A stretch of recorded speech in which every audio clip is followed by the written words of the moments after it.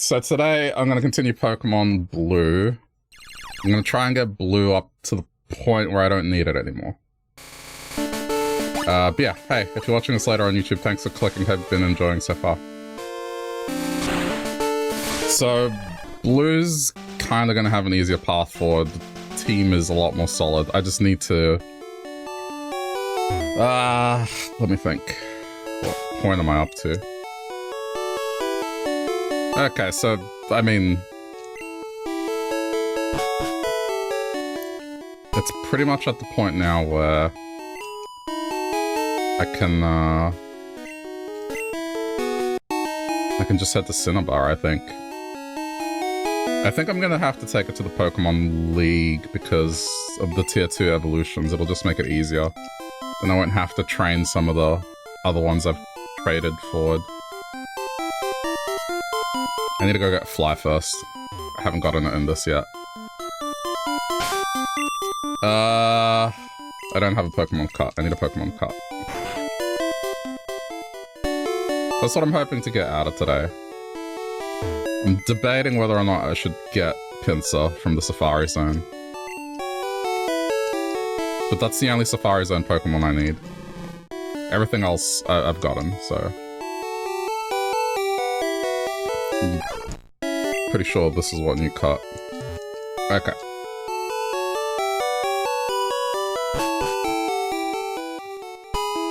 But I'm up to... I've passed the 100 mark on the Pokedex, so there's like...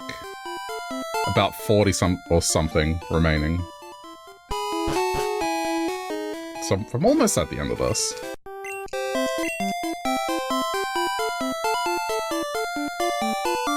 I think the big question mark's gonna be Porygon. I don't know. Like, I don't want to resort to missing No, but at the same time... the casino thing is gonna take forever.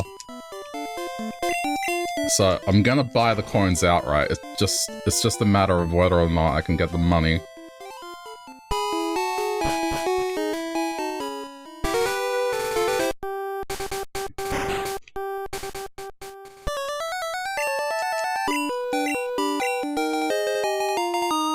Okay. Actually, I do need to go to Safari Zone because I don't have the gold teeth or surf yet, I don't think.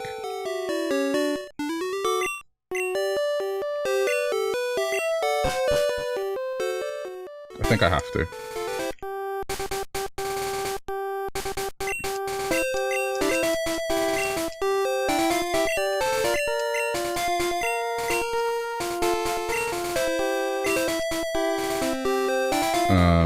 Get rid of Razorland.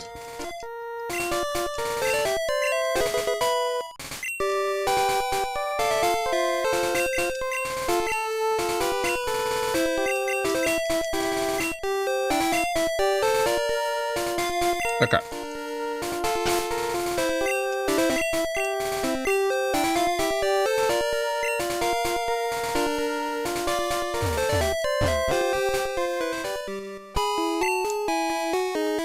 It's kind of funny that this team is so much closer.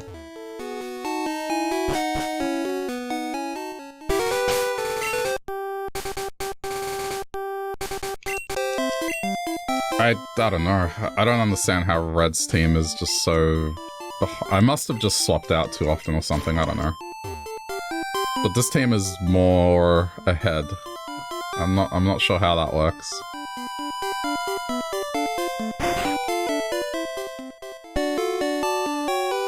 Okay, I need to get...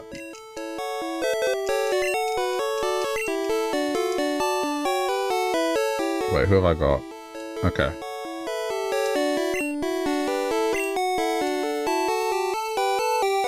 Hold on.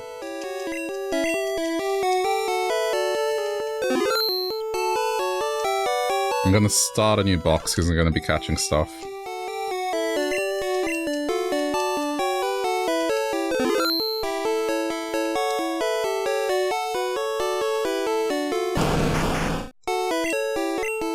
Alright, that's the complete team now. I think this is a much better team, but it's fine. Okay, who needs the leveling right now? It's like, this is what I mean. They're all kind of in a good spot. They're all pretty well leveled. They're approaching 40. My file on red is at the Elite 4, and they're about this level. I'm not sure what happened. Oh, right. Okay. Do I have Ultra Balls? Okay, I don't.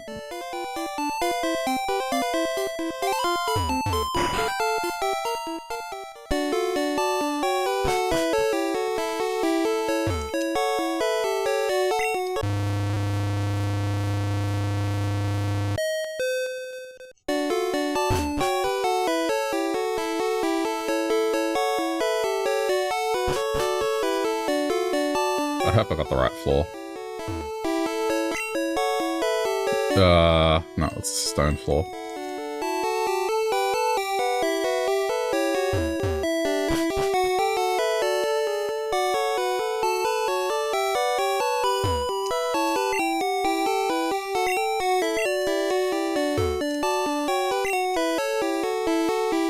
Okay. Wait, what floor is it? This is the roof. It was second floor.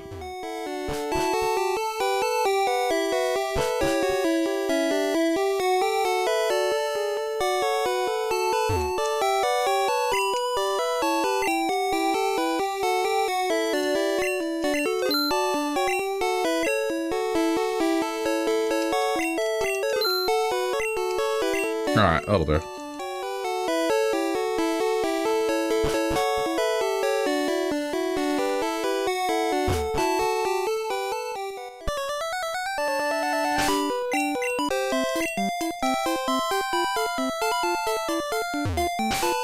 I still want to catch it.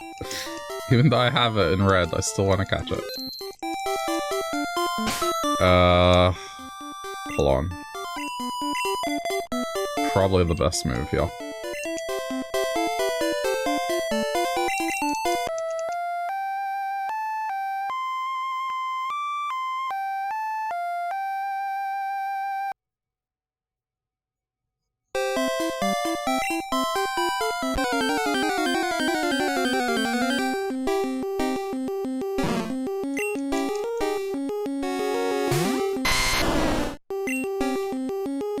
Oh shit.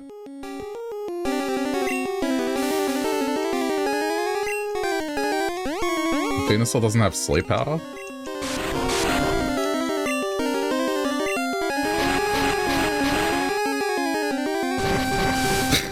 Everything with this Bulbasaur just never worked. Okay.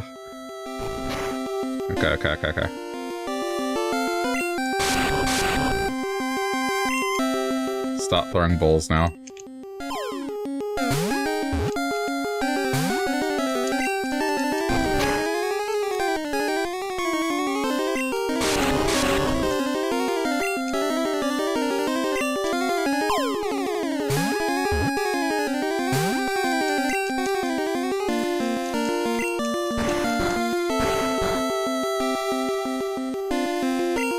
Oh, okay. I was worried that poison was gonna stick around.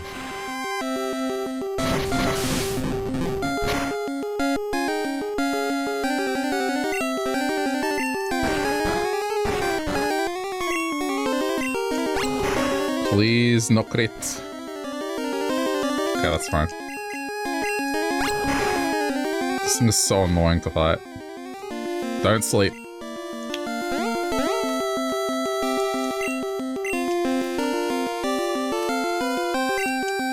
Go!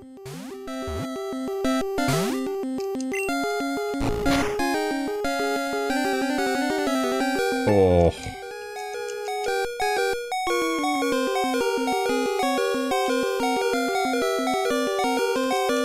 Good.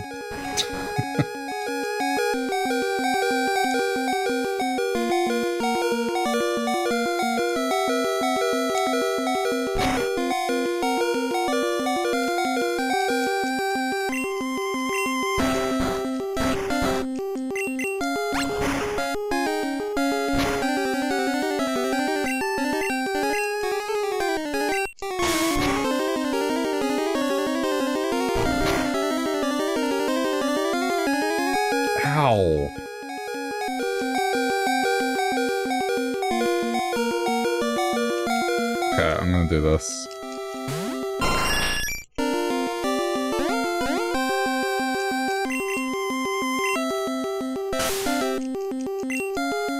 It's gonna stop hurting me.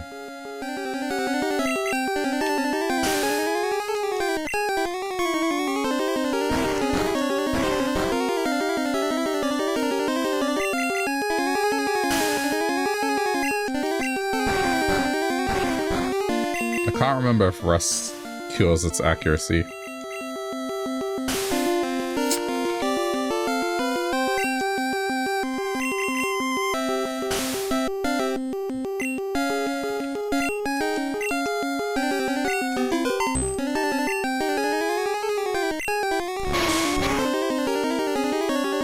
Ooh.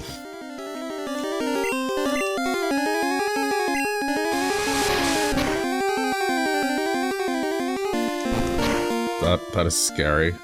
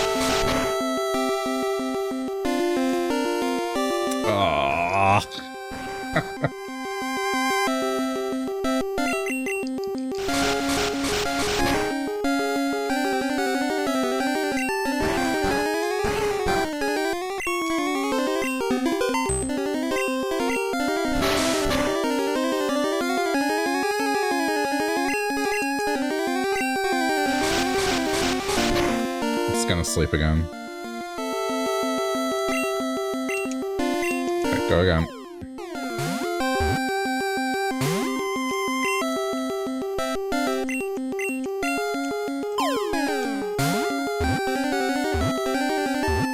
Got it.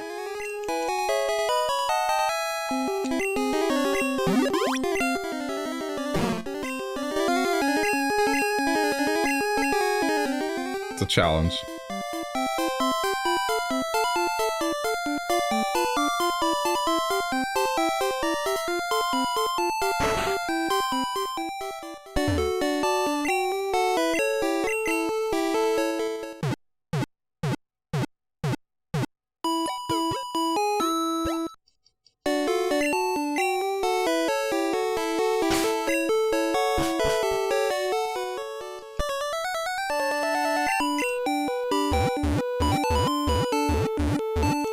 Wait a minute, I don't even have... What badge am I up to? Oh, I don't even... Wow, okay.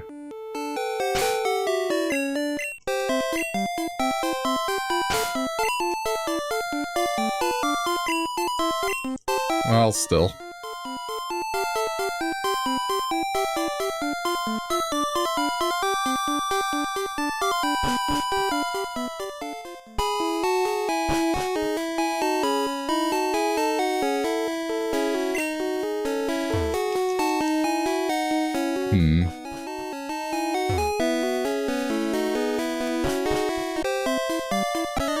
Alright, well there's a lot of fights here, so I'm gonna do them. This is Alakazam's chance to get bulky.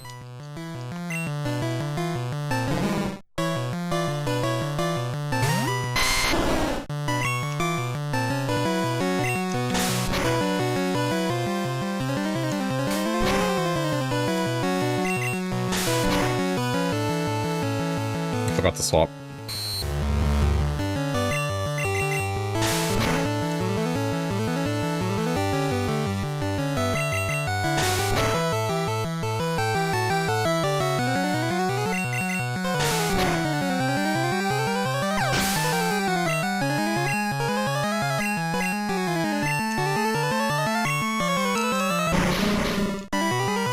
Carry Kazam!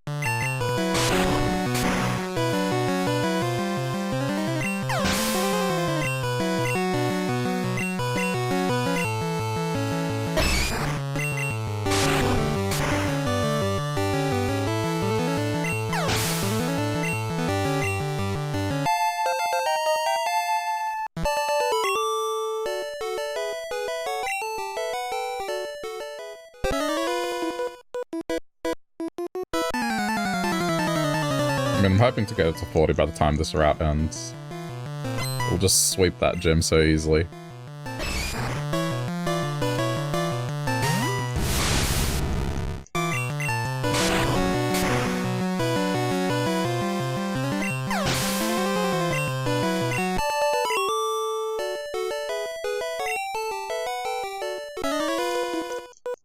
I bet blue has more money than red. Because I've spent a lot of money in red.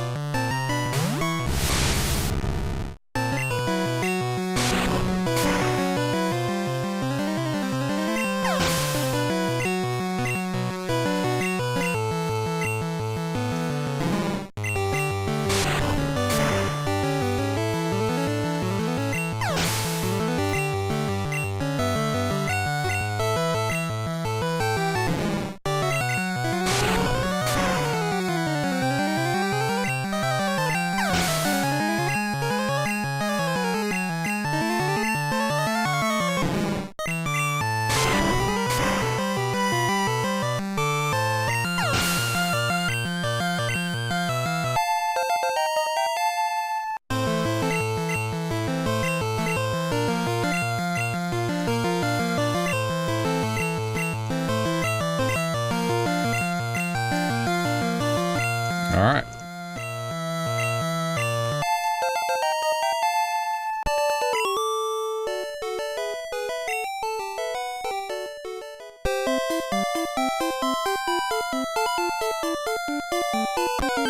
Is there anything for me to get here?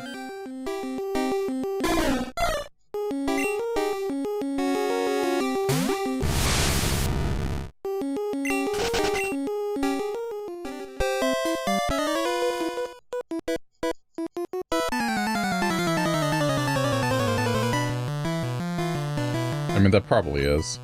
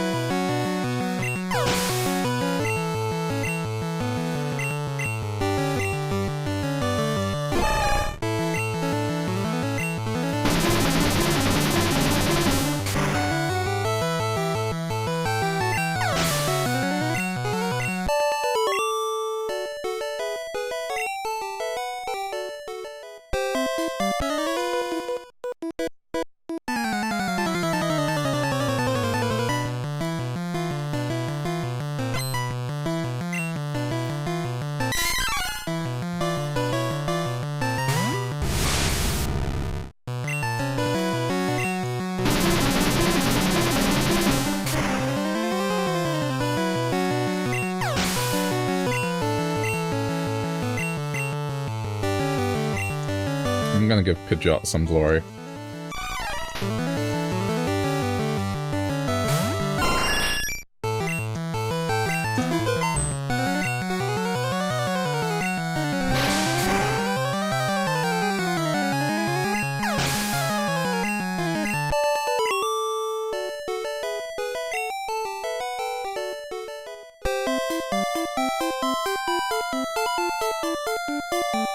I don't know if there's anything here for me to get.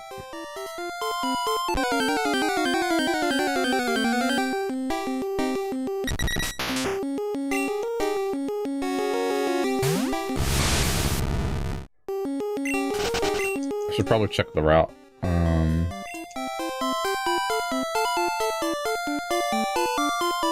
I didn't even get a town map. Okay, well...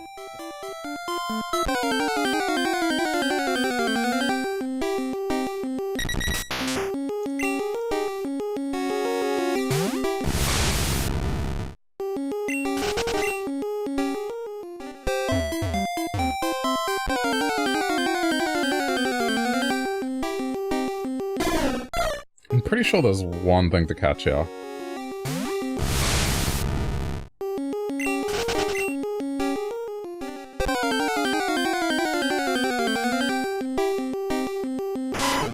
Eradicate?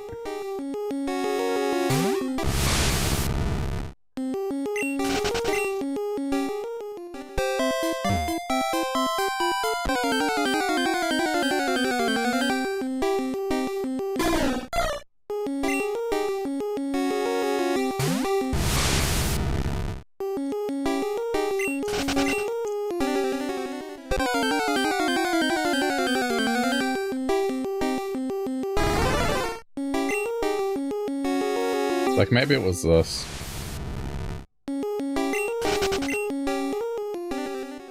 Oh, let's just keep going.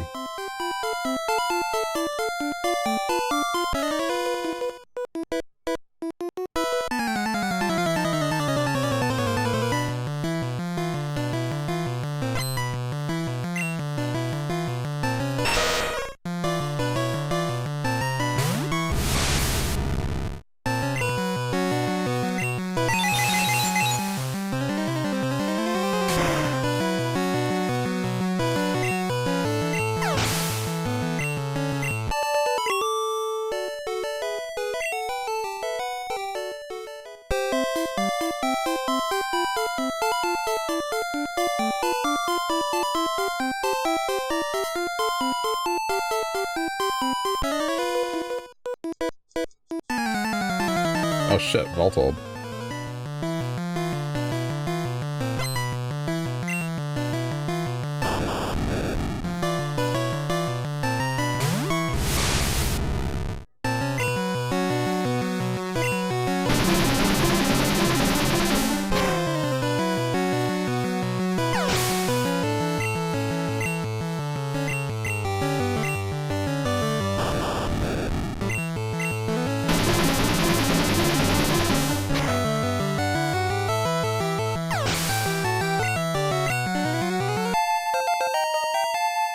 Okay, that's that done.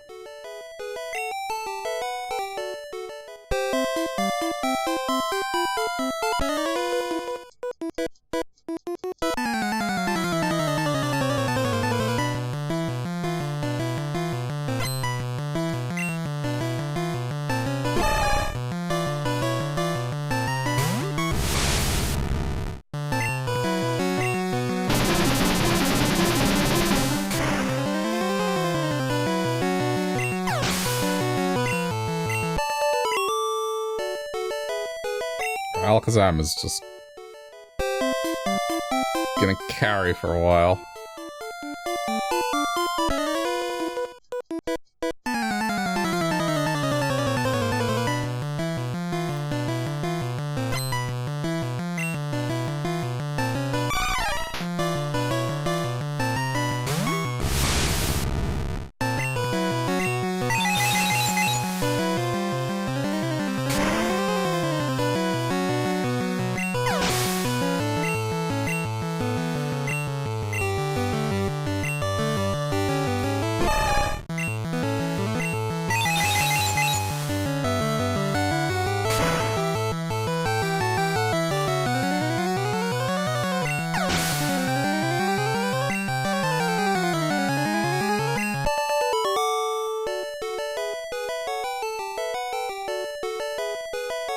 Okay, just a sec. I have an answer now.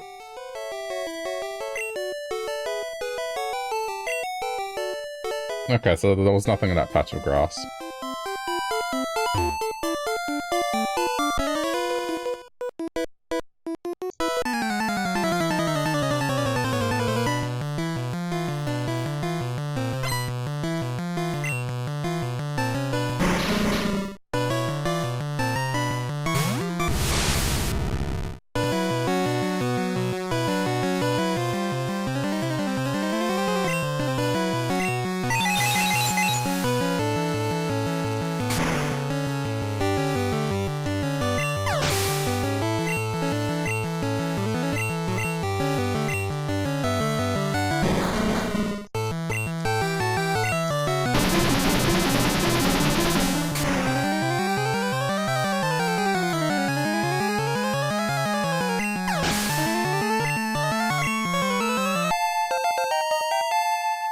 Level 40.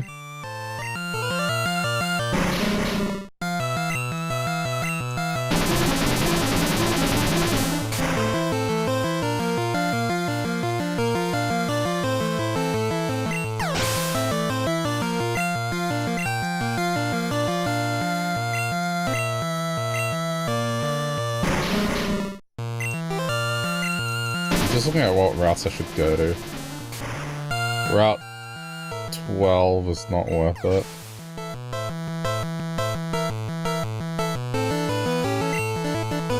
Route 14 to 15 is not worth it.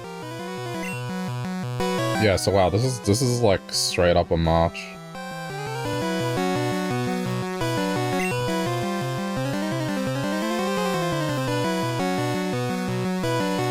So then hang on.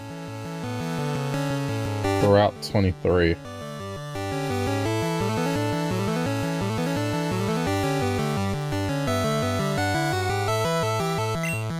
Okay, Route 23 has Sand Slash.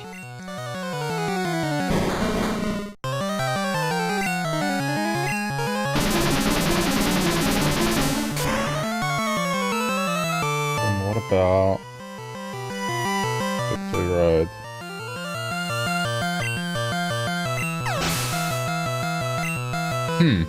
Interesting.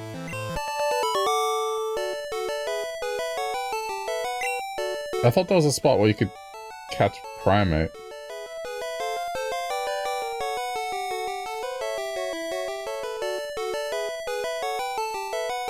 Hold on, I'm looking into this.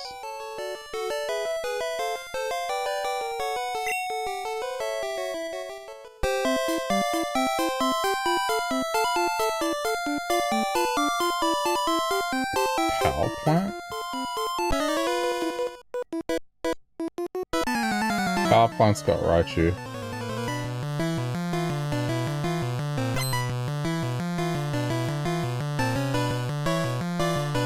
$19 and $20. That's $19 and $20.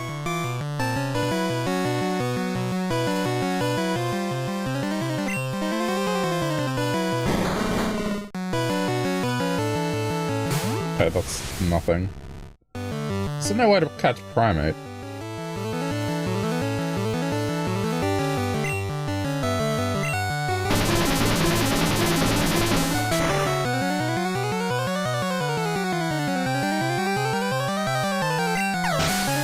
It's in yellow, but it's not in red and blue, interestingly enough.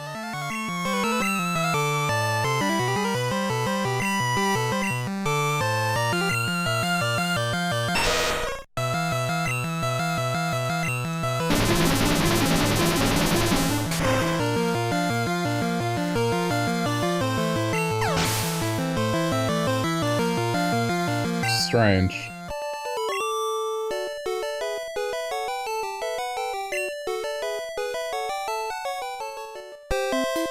Oh well, I mean, I looked. I guess I'm gonna have to raise it.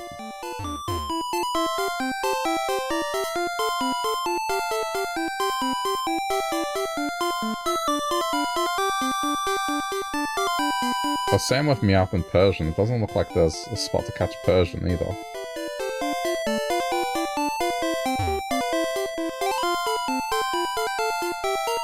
I think I've done all the battles now. Oh. No, I have not.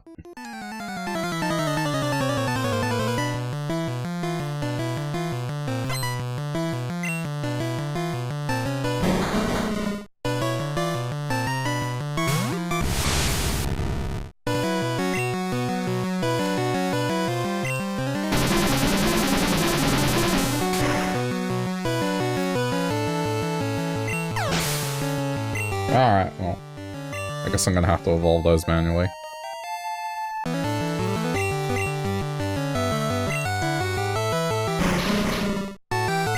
Then yeah, other than Sand Slash, there's nothing really I can catch except Pinsir. Oh, and Magma, but...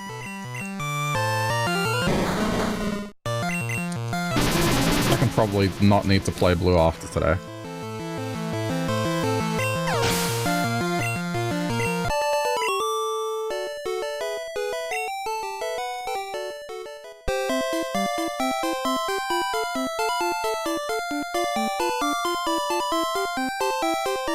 Alright, I think that's everything.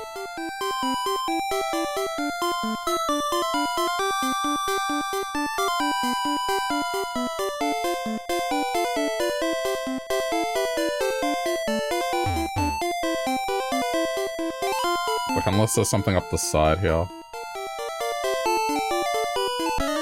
Okay, I'm wrong.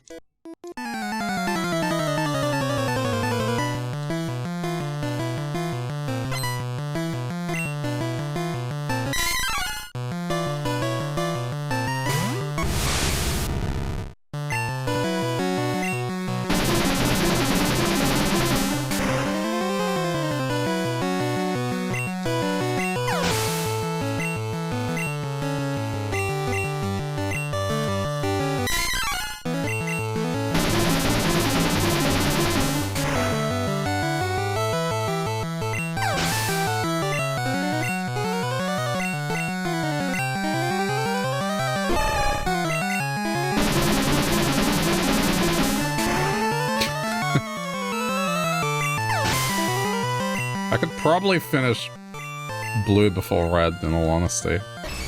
It's just unfortunately I put all my Pokedex efforts into red.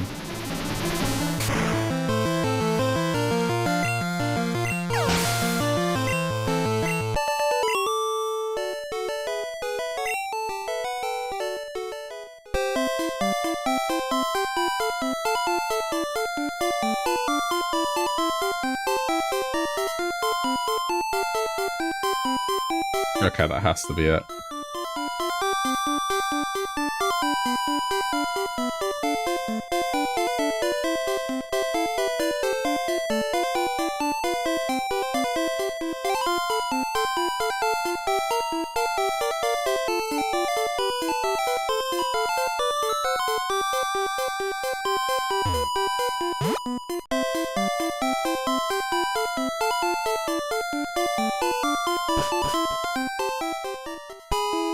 Oh, the Slowbro for the Licky Tongue. I need to catch another Slowbro.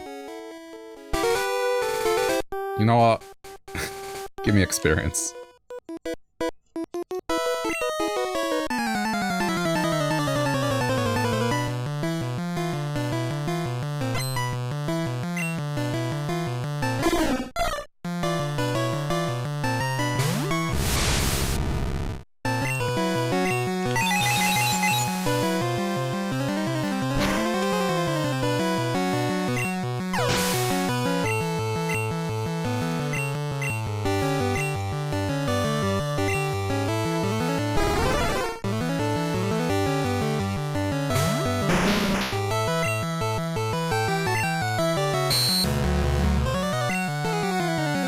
Oh, come on.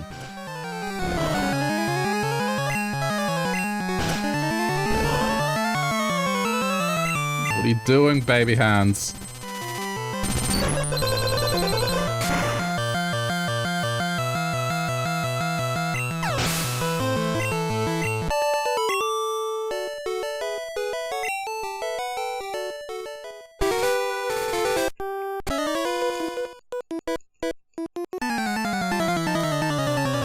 Is this blue? Thought red was the one with red and blue was the one with blue. It is. It's just... color palettes on this thing is not quite the same as the original Game Boy. It's manual. I have to set it to blue. I'm being lazy. Hey, cat.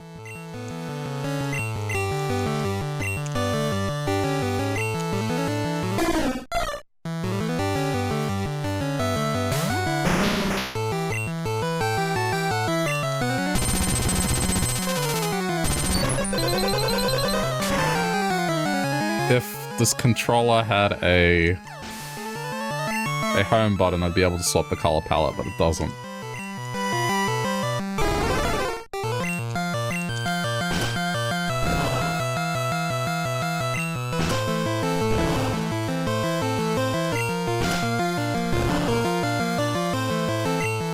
It's weird because in yellow it picks it up correctly. In yellow it does all the fancy swapping.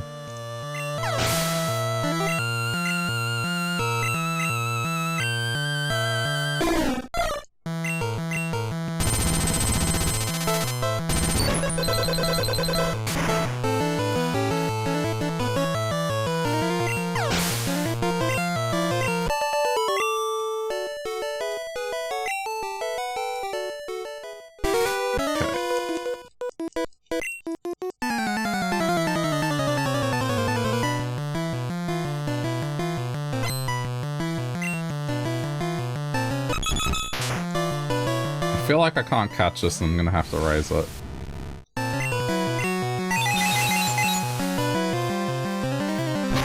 What's the difference really in red and blue? Thought you had to do the same things. The differences is just trainers and the Pokemon you catch. There's like... I don't know, there's like a list of them, hang on. I think that it's about 8 or so.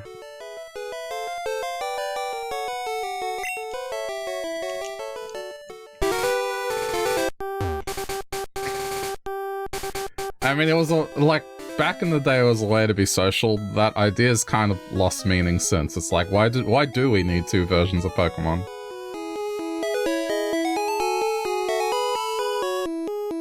I think that idea lost meaning a long time ago.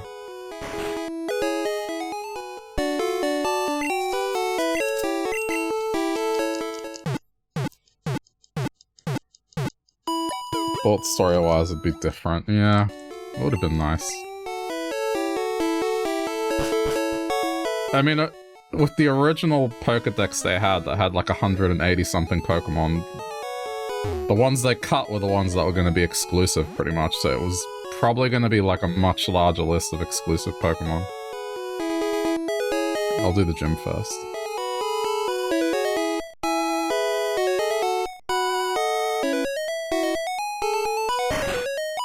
Alakasam's just gonna melt them. I'm pretty much at the end of what I need to do in blue. Let's see. I need to catch Pinsir in the Safari Zone. I need to get Magma on Cinnabar Island. Sandslash to save time in the lead up to Victory Road, which will be easy.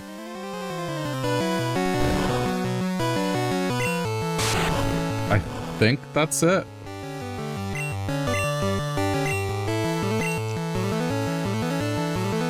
I'll use Charizard. I feel like I'm forgetting one. Oh, the fossil Pokemon. But that's just like resurrecting it.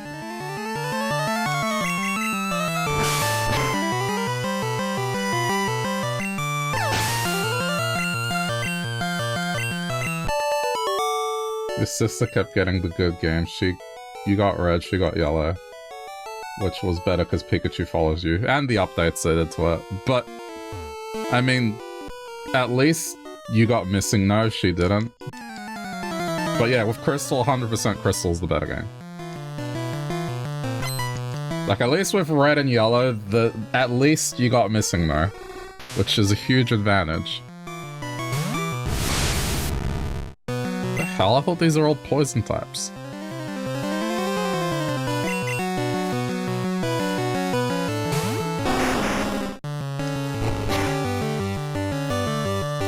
Like, what Yellow had going for it was Pikachu following you around, and the fact that you could get all 3 starters easily.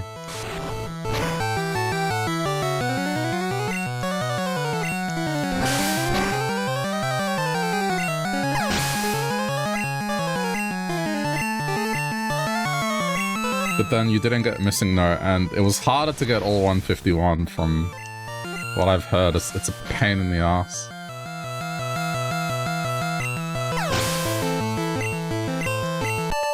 Never tried to catch them all, just the cute ones. Well, let me tell you, it's been a process.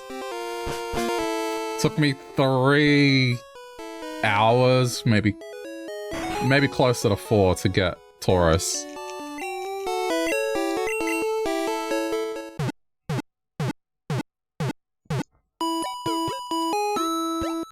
Not in one sitting, but like half-hour sessions between a few streams. Scyther, somehow, I luckily got easily.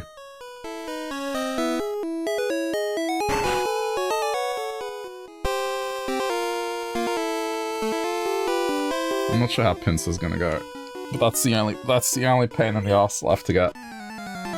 Oh, Porygon. Oh my god, Porygon. I tried to catch them all in Crystal in a more recent playthrough, but I dropped it after a while. It is quite a pain. I've never tried to do the Gold, Silver, Crystal because it's like 100 more to do.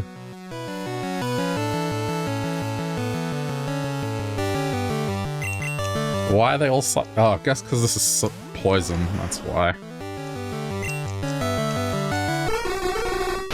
Okay, I see. Withdrew Drowsy to send out Drowsy.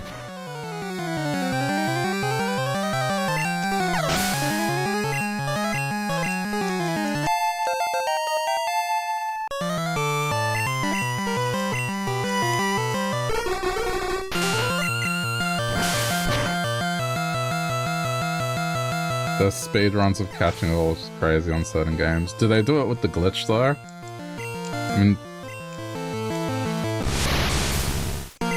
because without trades, I would assume you'd have to do the Ditto thing.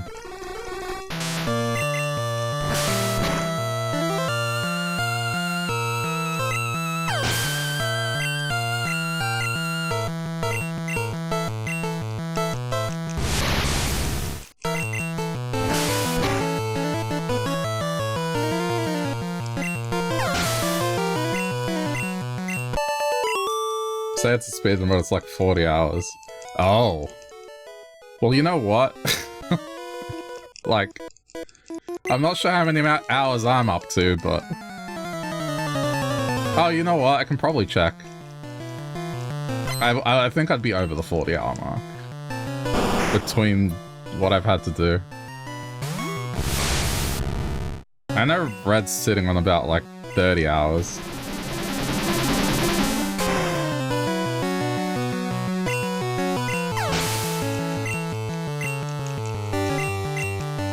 I mean, this is what I'm doing, it's glitchless. With the exception of Mew.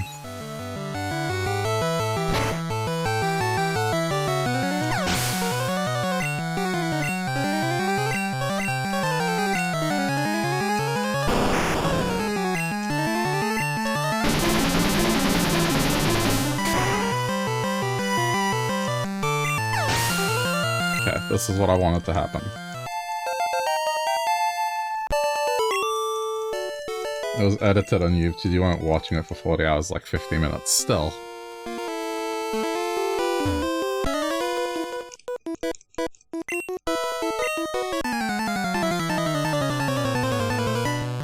I condensed talking about all the Zelda games I played to an hour and a half, it was pretty tricky. I did the whole tier list thing.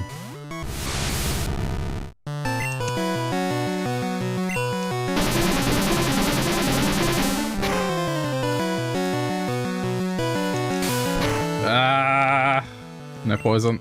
Okay, it's fine.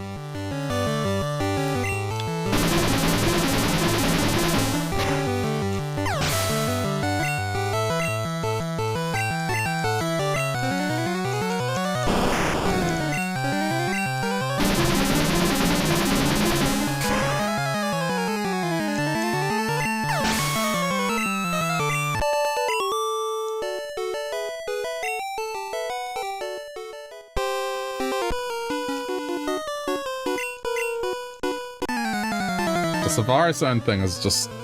it's so time-consuming. That's the wild card. If you're doing a glitchless, I think the part where you're just gonna be sweating is the Safari Zone.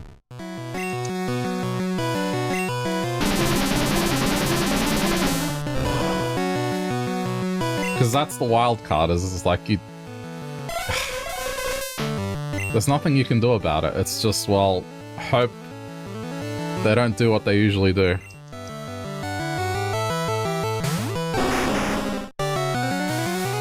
Aw, you dick.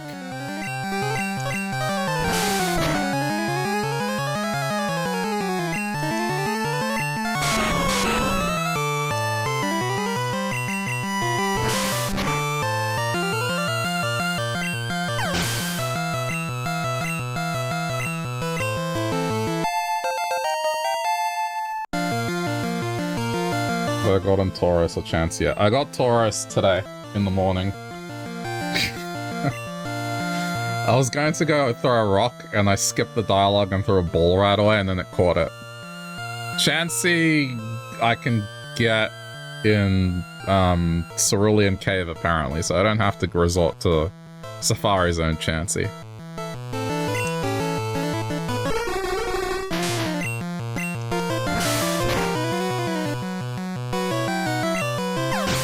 So the only thing I have to catch is Pinsir in blue. And then I'm done with the Safari Zone. Tauros was such a pain in the ass, like... I don't remember it being that annoying as a kid, but I think I figured out why I don't remember it that way. It's because in the anime, Ash caught a bunch of them, and so in my mind I'm like, oh no, Tauros is common.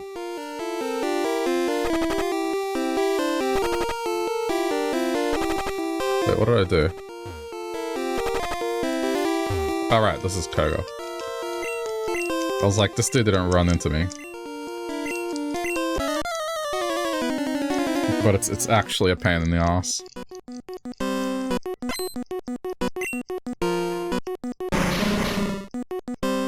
I kept getting female Nidoran, which is a 5% chance.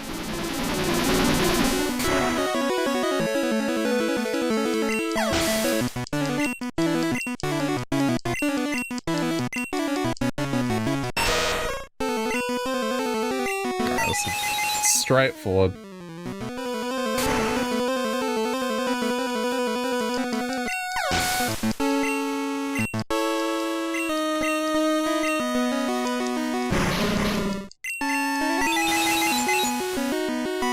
Were there shinies in the first generation?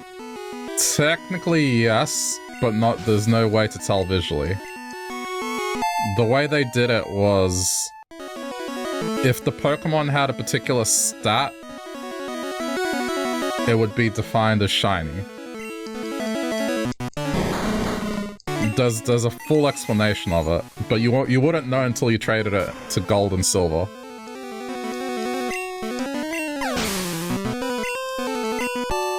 So people know how to get shiny Mewtwo in this, for example. Like, they will catch Mewtwo, and then they'll check if it has a particular stat, like a special stat I think was the one.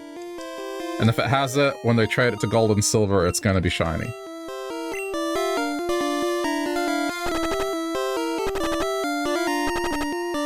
It's one of its stats, I can't remember which one. But it's like a very specific thing.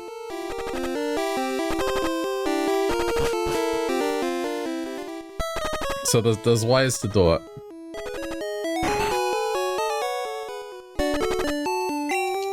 But formally in the game, they're not in there. Like, you can't see the sprite. In fact, hold on. Let me see. Gen 1 shiny.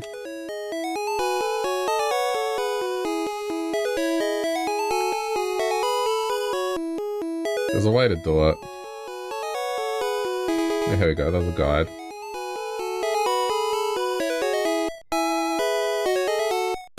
So it's kind of intense, but it's like...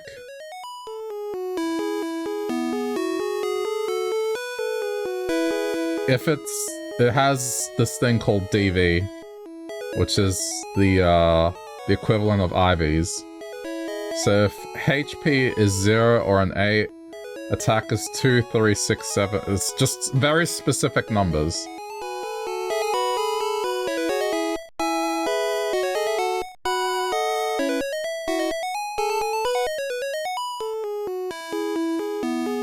So they've got each one. So Mewtwo, if it has... I'm not sure if you need all of these stats. I think these stats have to line up. So like Mewtwo has to have 228 or 239 health. And then the attack is like one of 8 numbers. And then defense, speed, and special are like 3 specific numbers.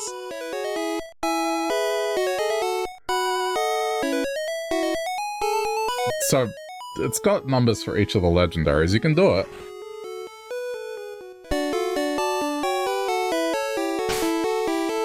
You just won't know until you caught it.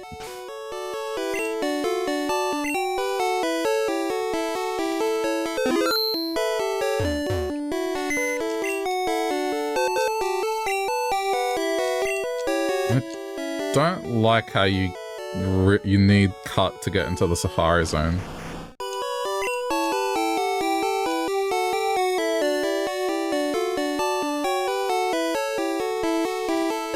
Oh wait, I need a... wrong box.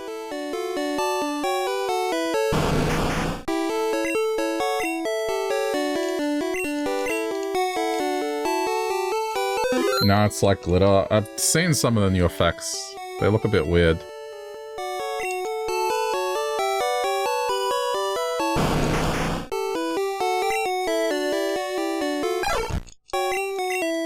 Okay.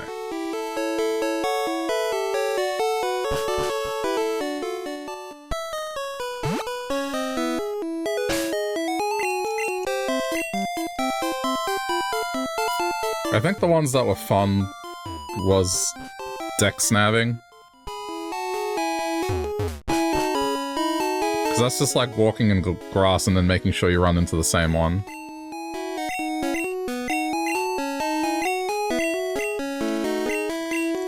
Wow, just right on the mark.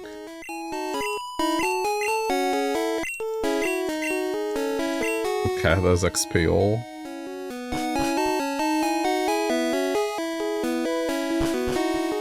Which was my first poker game? Red.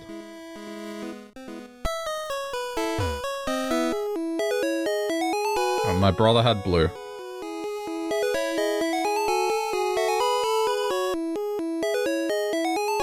I didn't get to experience gold and silver properly.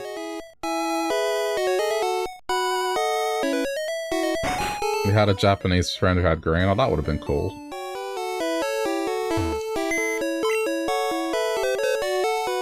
Crazy jealous. Yeah, I mean, it would have been like such a rarity looking thing. But green was like a more buggy version. It looked different.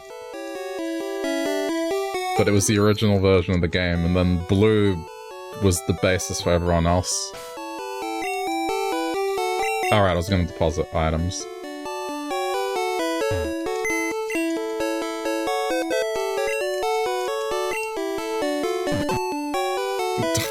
It's not what I was trying to do.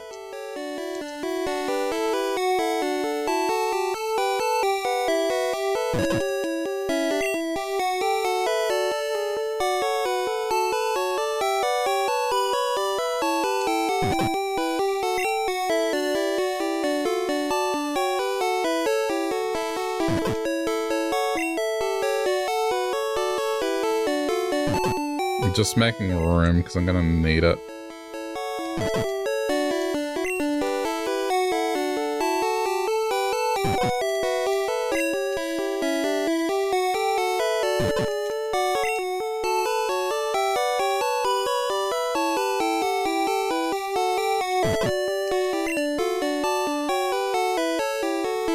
I just kind of wish they...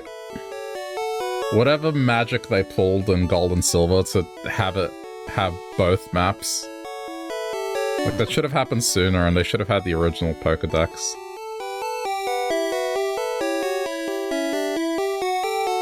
There were some really cool ones in it.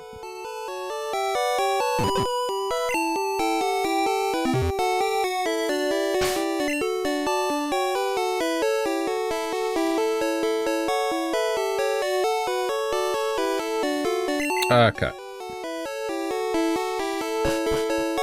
Well, I need to get the teeth and I need to get surf, so I'll do that first.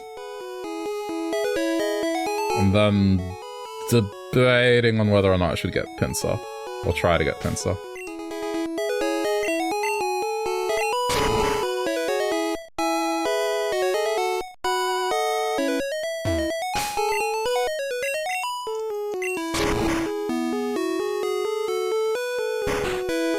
I'll save before I go in.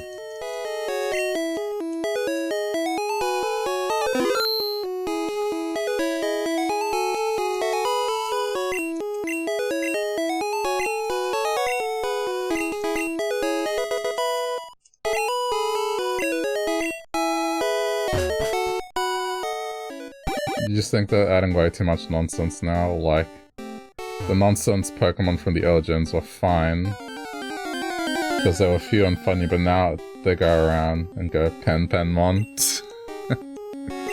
Yeah, I mean, every generation there's like, this thing is a real-life object. Like the Pokemon that's literally keychain.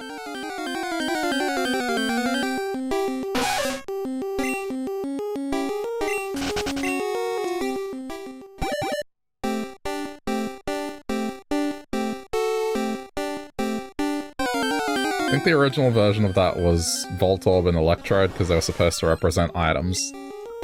So they were mimics.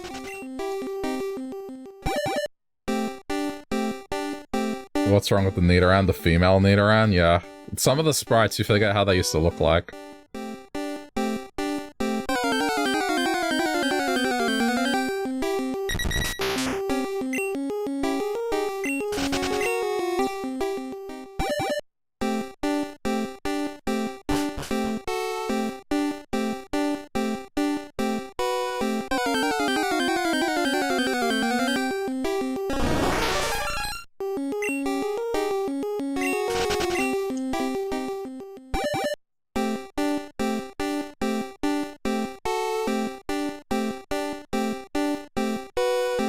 Like, Ponyta looks really weird.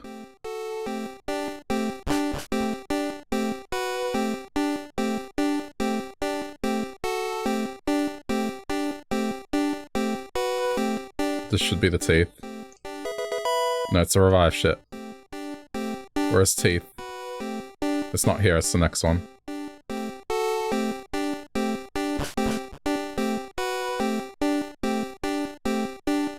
I'll get there. Hopefully.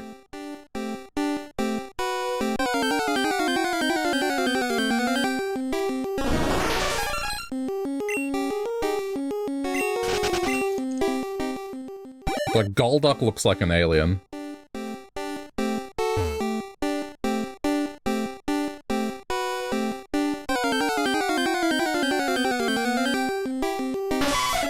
I mean, even Nidorina, just, I don't know. It looks like a pig. With the nose. Yeah, exactly, pig-like. I thought it was a pig.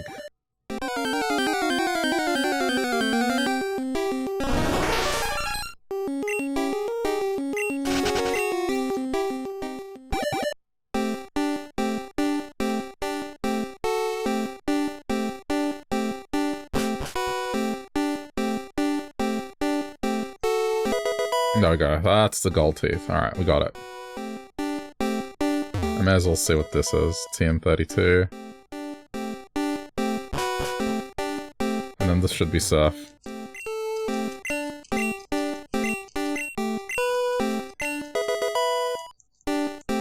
Okay. Alright, done. What is the TM that I just got? No, not HM. Oh yeah, no, double team.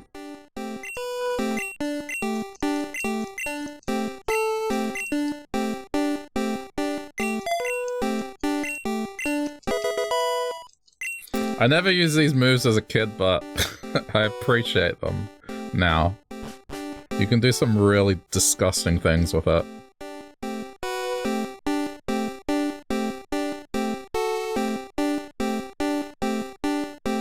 If it wasn't an attacking move, I never taught it.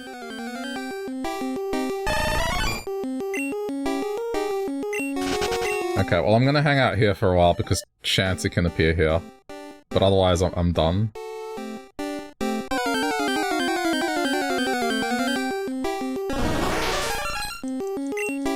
Never used the buff stat debuff skills either. It was probably for the best because some of them didn't work.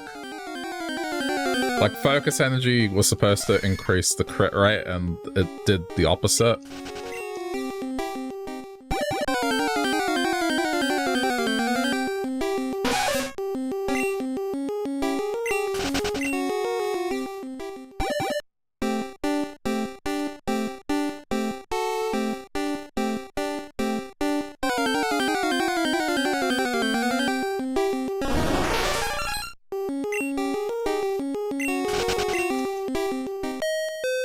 Alright.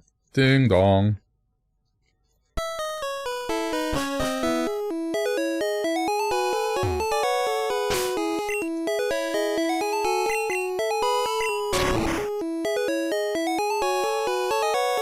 Why was this necessary?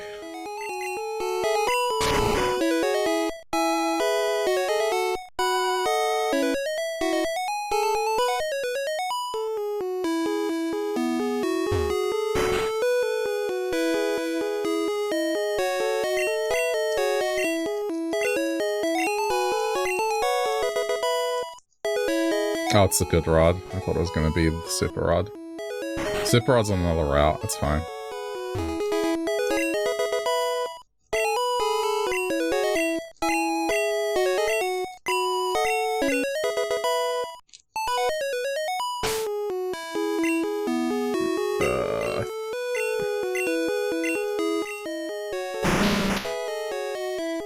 Yeah. Golem gets strength.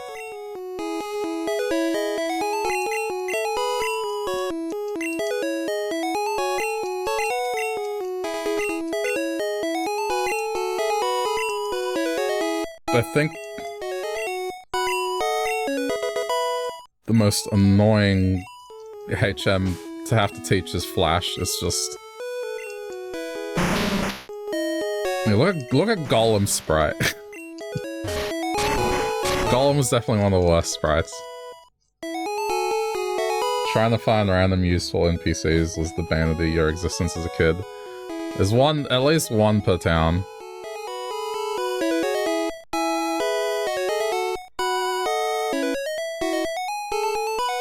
Golem look cute. It's not supposed to look cute though. Look at its face. Baby hands and emoji face. That's not Golem.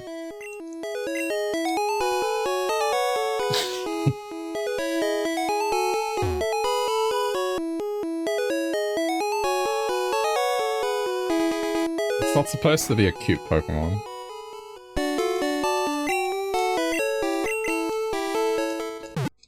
You know what it reminds me of? You know that episode where they go to the Ditto mansion and the Ditto can't transform correctly and it just fucks up the face? That's what it looks like. It's like a Ditto tried to transform into Golem, but messed up the face. That's what I see.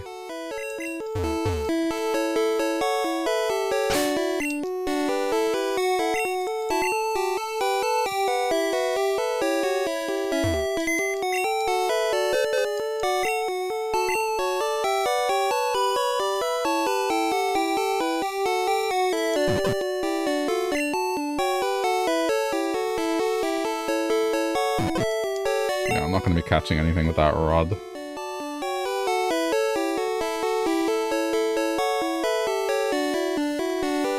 Alright, good enough. To catch Pinsir or not to catch Pinsir? That is the question. Thankfully, where you run into him is the very first zone, so I don't have to go anywhere. It's just...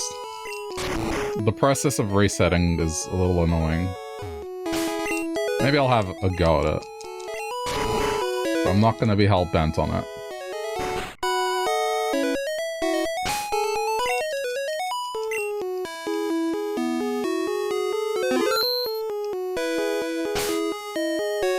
Hold on. Oh man, blue has way more money than red.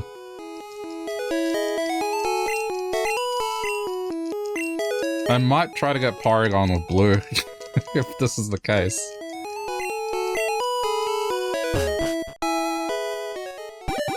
Okay. Well, wish me luck.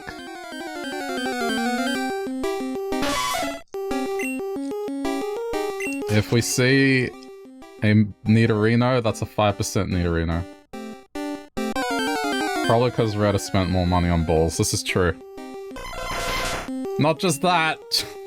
Fucking nightmare scenario I had going on. Where I had Charmander and then a Bulbasaur without a grass move because bug.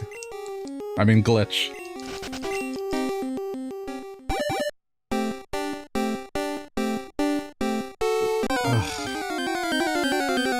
It only happened to me.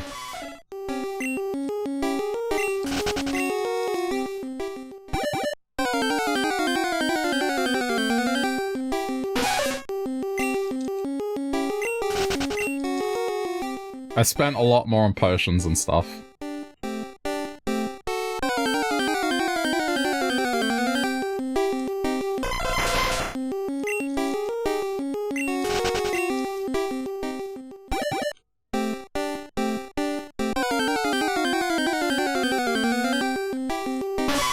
There's also a chance to find Chansey here too.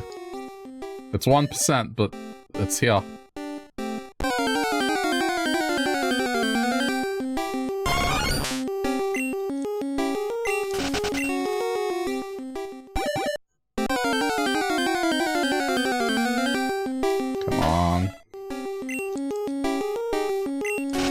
Can't take that female Nidoran seriously.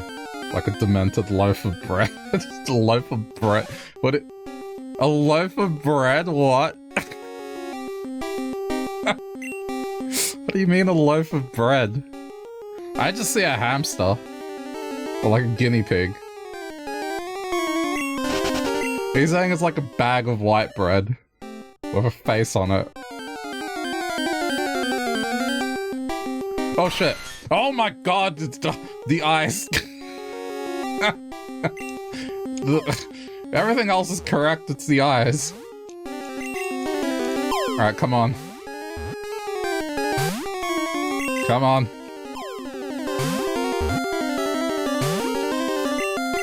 Ah, crap. Can't throw rocks at it because it gets super agitated easily.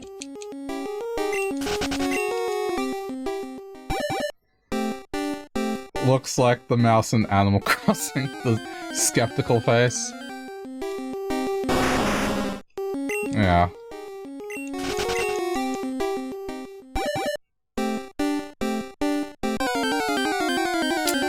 Man, that would have been nice to get.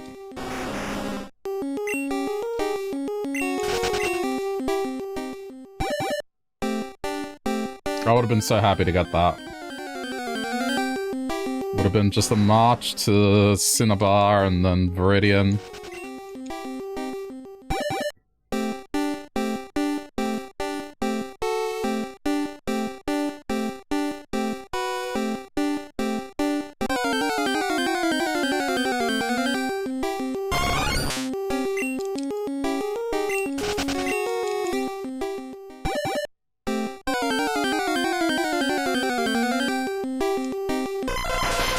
I don't think I'm gonna find it again.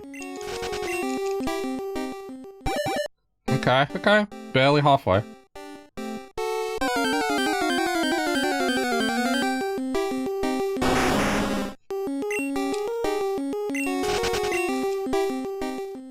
Hang on, do I have Golduck's Pokedex entry? Let's see.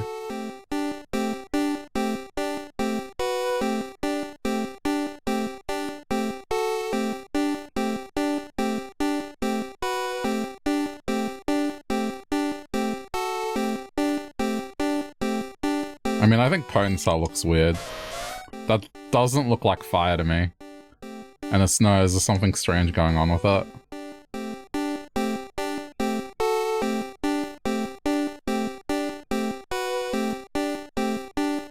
I'd be surprised if I had Golduck. Probably too early. Yeah, it's too early.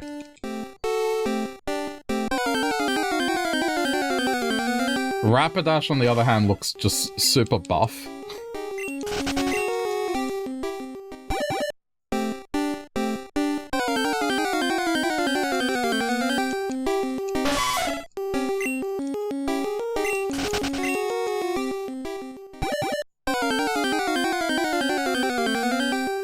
Okay. Now I can't unsee the face.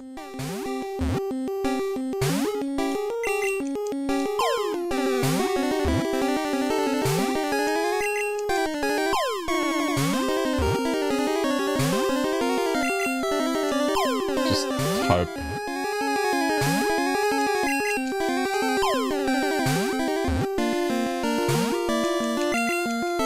I'm kind of lucky it hasn't run away.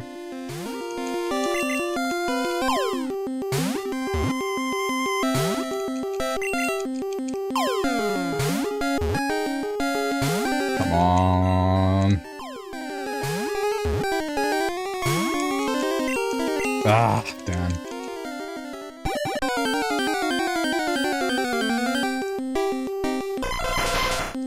Just have to keep throwing and hoping it'll happen eventually. This doesn't seem as bad as Tauros.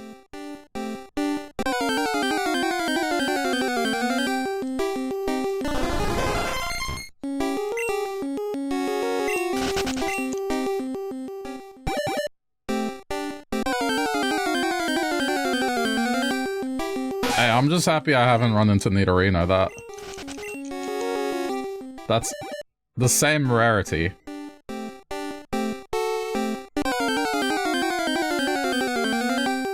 And I got to throw a lot of balls at it, so it didn't run.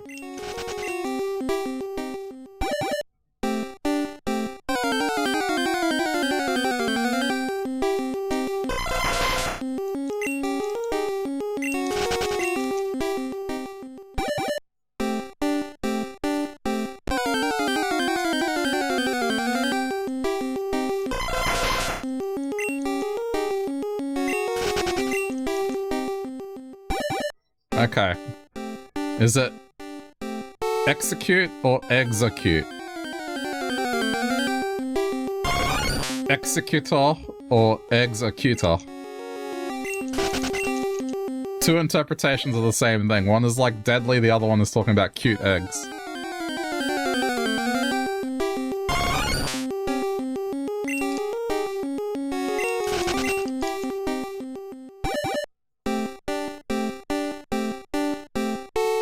That was like a debate. Some people thought it was cute. You've never said the names out loud. Oh. Well, yeah. Here it was like, some people say, no, they're saying that the eggs are cute. It's like, no, it's execute. Like, kill.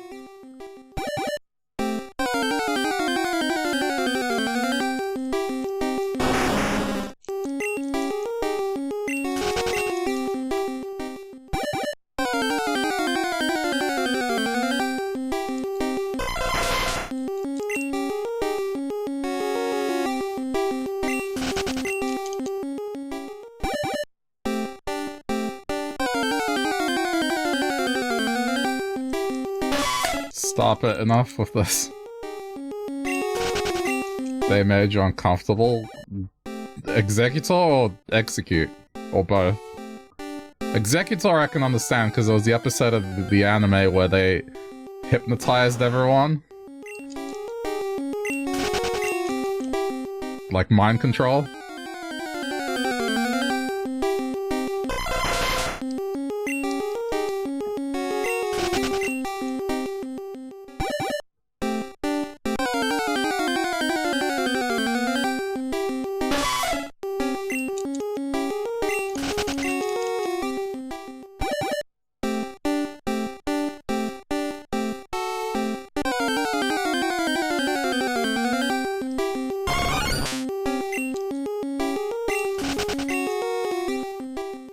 The two tiny ones that aren't fully formed, the smirky one on the side, and then the big looming one on the back. That's fair.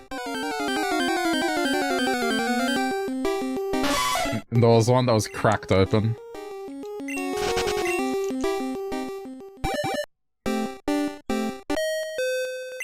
Ding dong. Alright.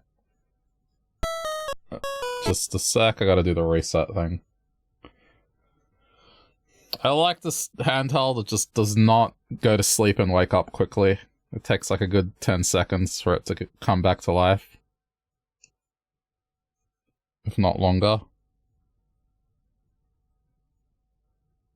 Hello?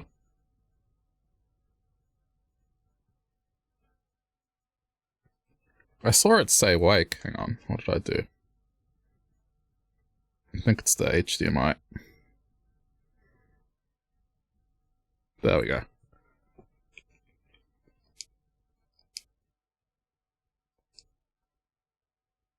Kinda reminds you of not fully formed fetuses, or like ballots or whatever that thing is called.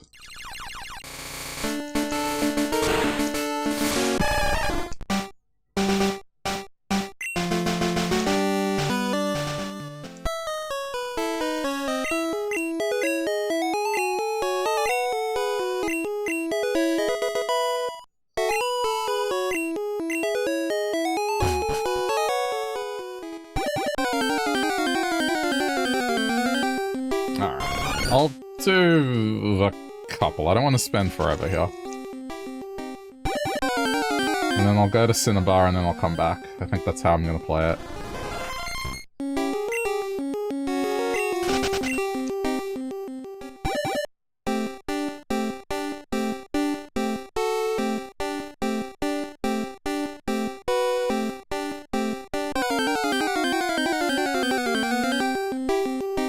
Well, that's a 5% Nidorino.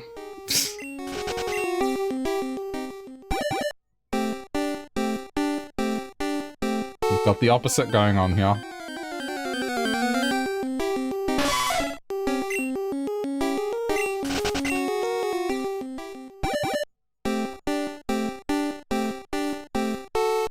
Man, what a waste. It's not even that hard to get that Pokemon.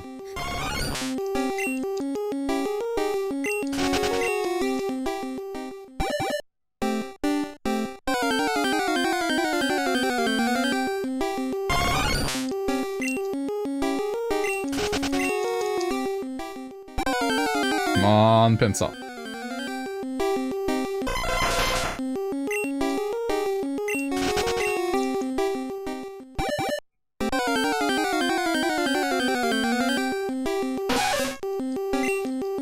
Because I've done the Safari Zone so much in red, every time I see Nidoran, female Nidoran, I just keep thinking it's the 5% one, but it's not now. Okay, here we go. Come on. Come on. GG. Got it.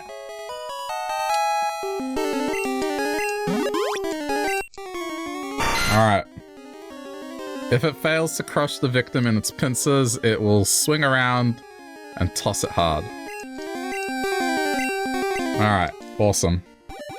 Well, I have leftover time. I may as well go to this zone here. This is the Chansey zone. I think. Hang on. Let me just confirm. I have the guide here. Where is it? Safari Zone. That's the one. I got the table here. Chansey is Area 2, 4%. And Area 2 is... Okay, I'm wrong. I went the wrong way. Area 2 is... Oh, but I don't have Surf. Shit. Okay, I went the right way. It's because I don't have Surf.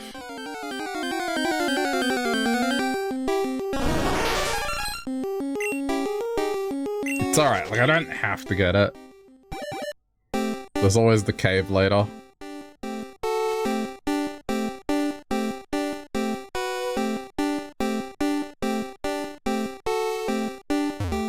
That's what I was looking for, that path over there.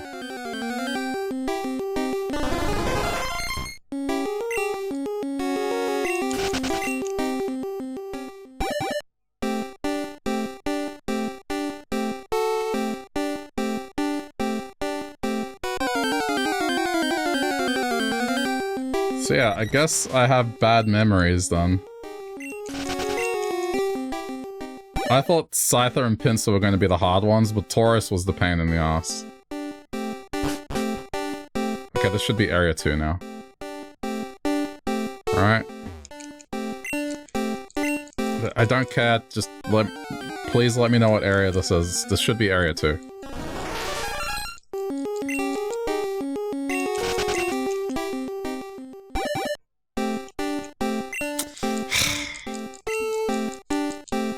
I'm just going to say this is Area 2.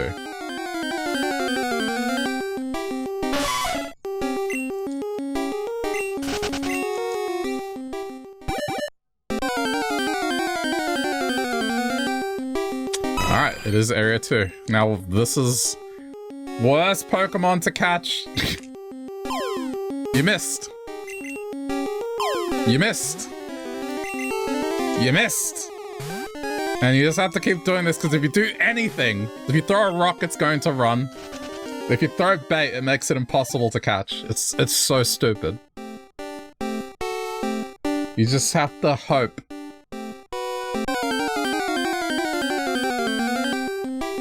It's basically a joke. There's no way you can get it legit. Alright, but it is here.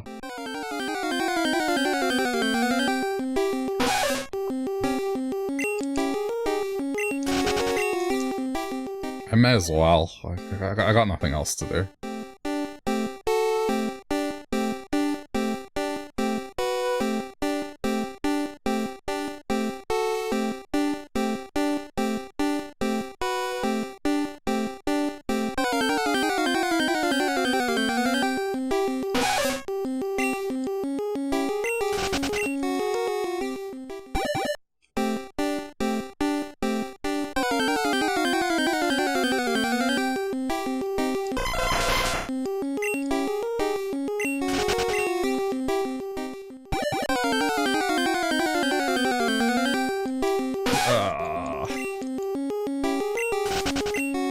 But other than that, that just leaves Magma, the Fossil,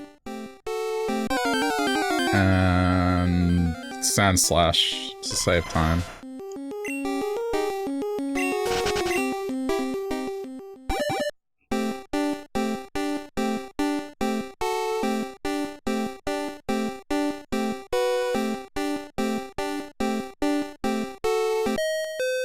Alright. I'm happy with that. That's Safari Zone officially done.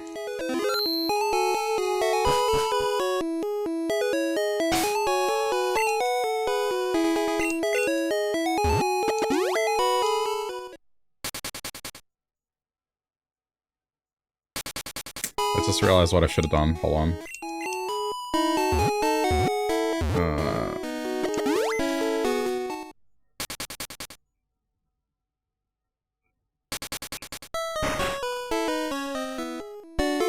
Wait. I'm gonna get, like, 5 Ultra Balls. Just because I think Magma might be a pain in the ass to catch, we'll see.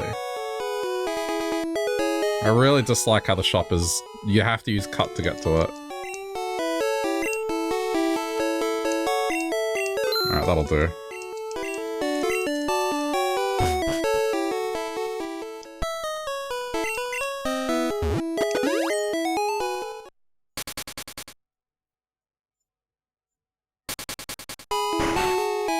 Now I bring out Blastoise, teach it Surf.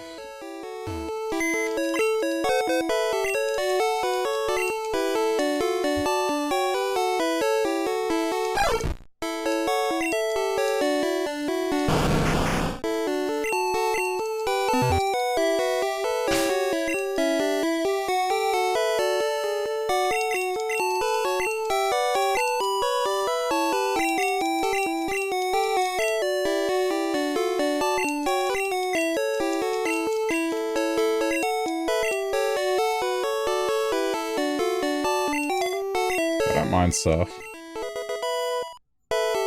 Surf and Fly are the only two TMs that I didn't mind teaching.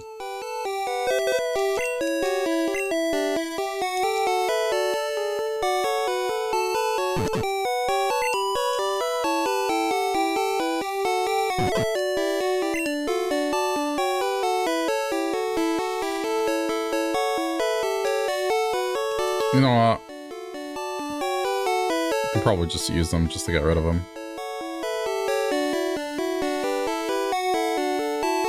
Alright, that'll do.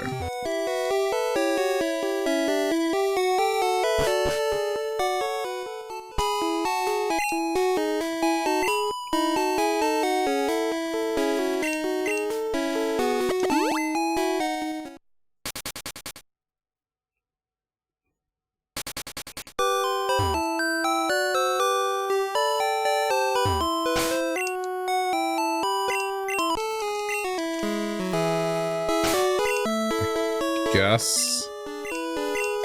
Since water.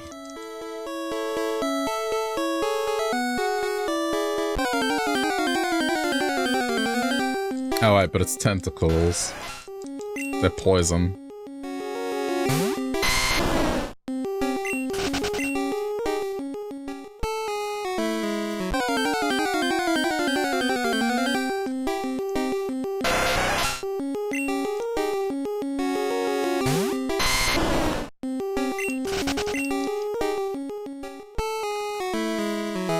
I don't need a fight. I'm good. I'm just gonna keep going.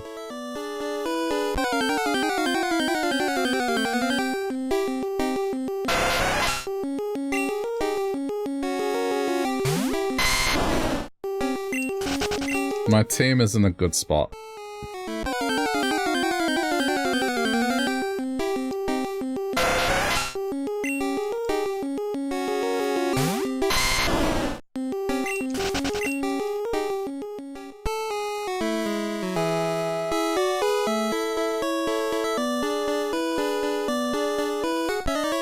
I'll take the fight.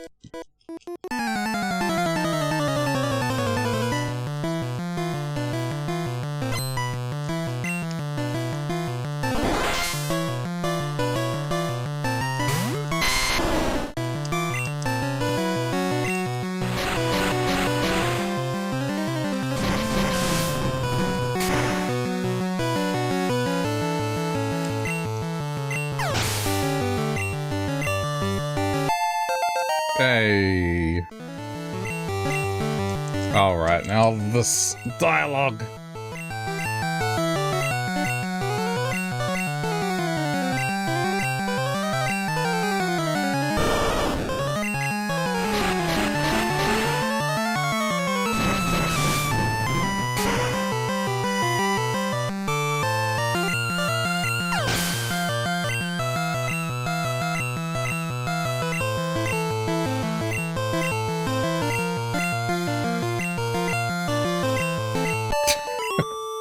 This is why I never used this item as a kid. I understand that it's good to share XP, but it's just the damn dialogue.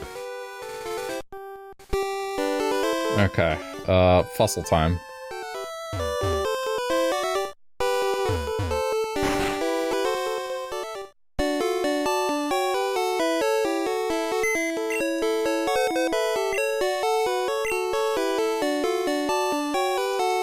I need to just temporarily put away something.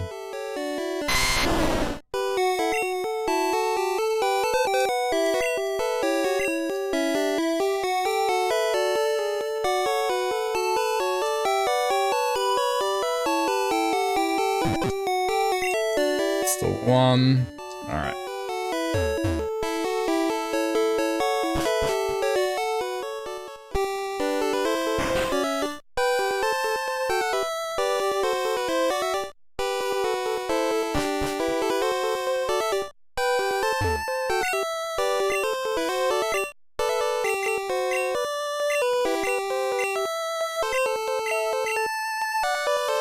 I said this earlier, but it's kind of a dick move from Professor Oak. It's, hey, you 8-year-old. I need you to go find information about these 150 Pokemon for me. By the way, 5 of them, they haven't existed for thousands of years and are dead. But I'm sure you can do it. Go on. Don't worry, I'll take care of your mom while you're away.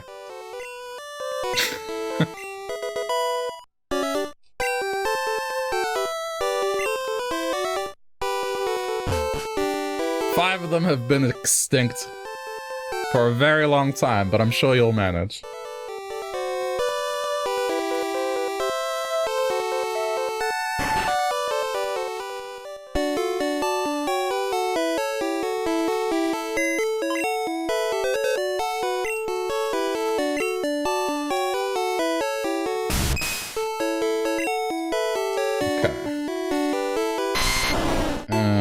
And we're back.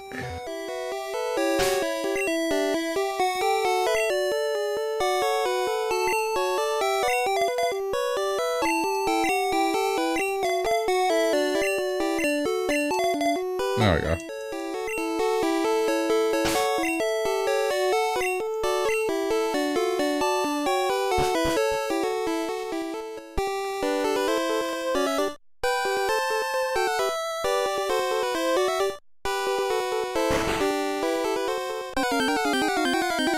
Right away, huh?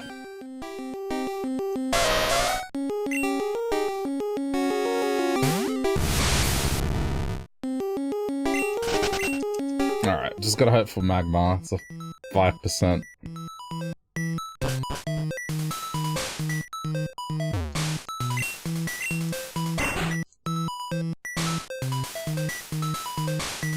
Oh, what?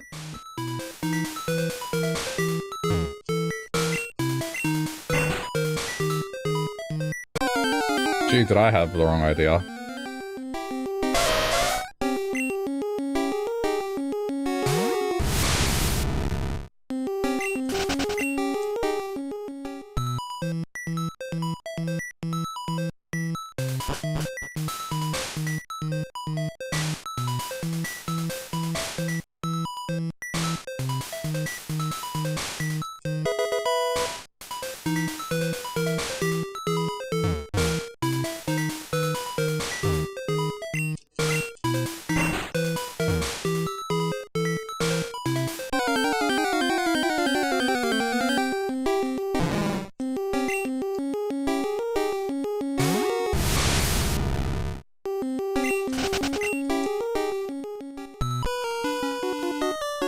Fight me!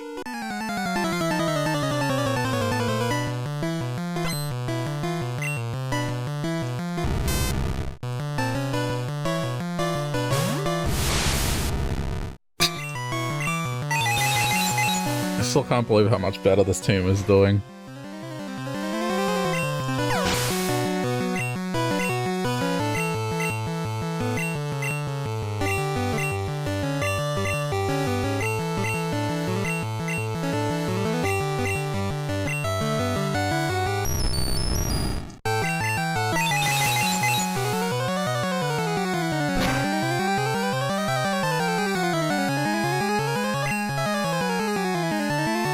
It survived, really?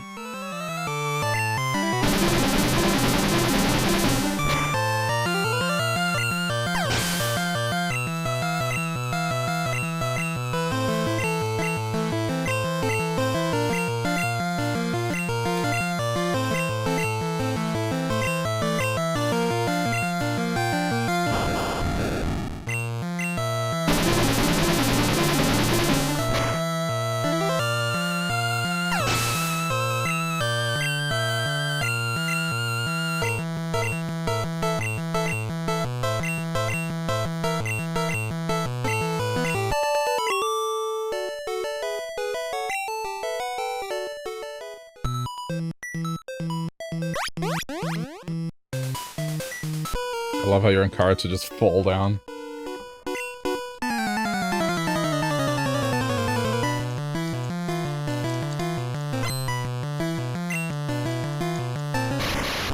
Ugh. Please don't blow up.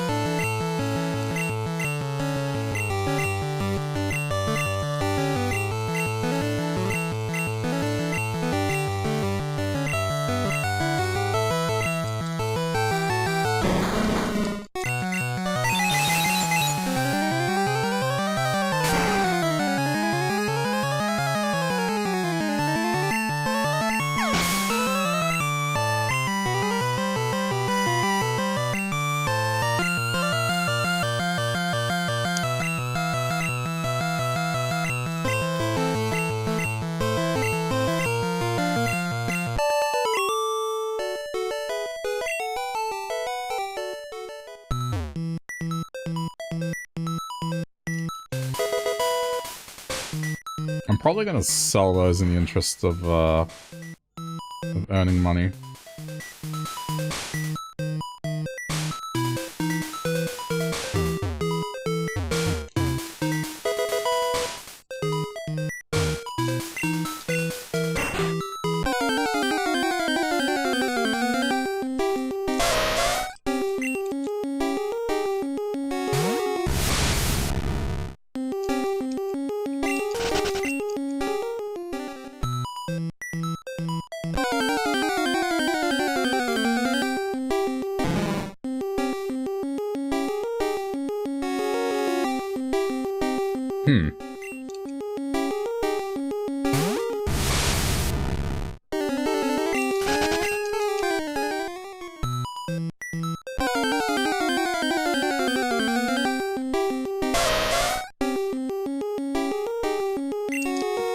Okay. I'm trying to find out what floor Magmar's on. It's probably the last one.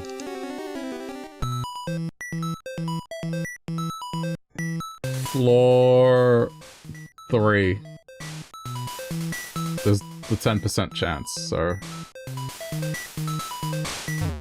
I guess it's here.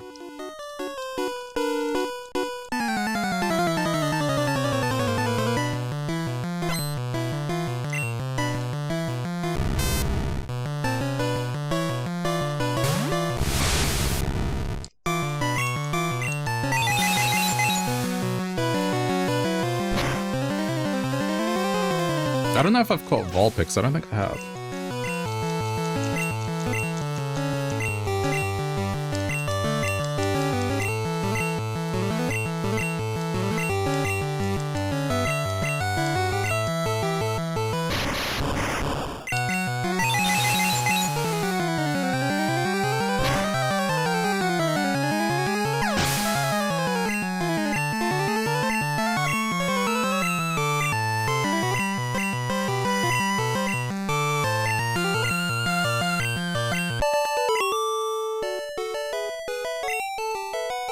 Let's see.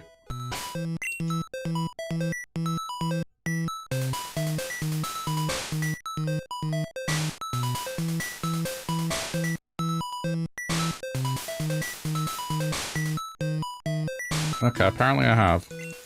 I guess I just haven't traded it.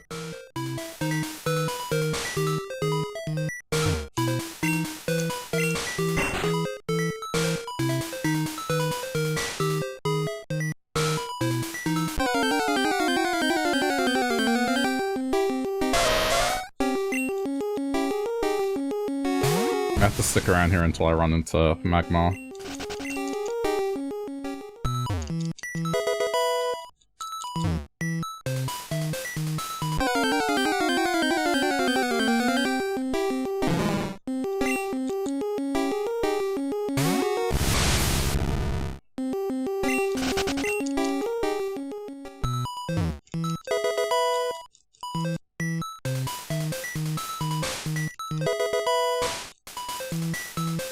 Okay, that's done.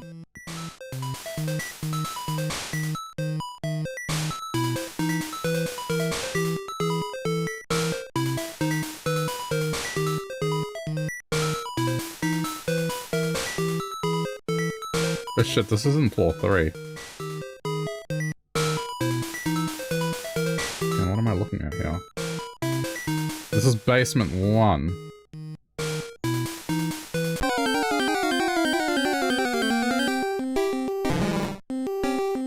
Basement 1 has a 4% chance, but floor 3 is the better one. Okay, noted.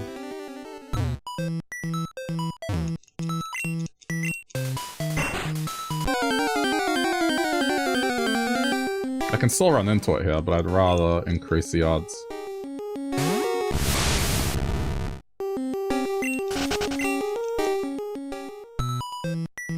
What the hell? You can run into muck here? Ah, I see.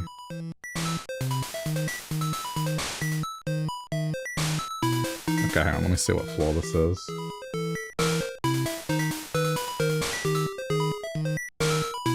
That's floor 1.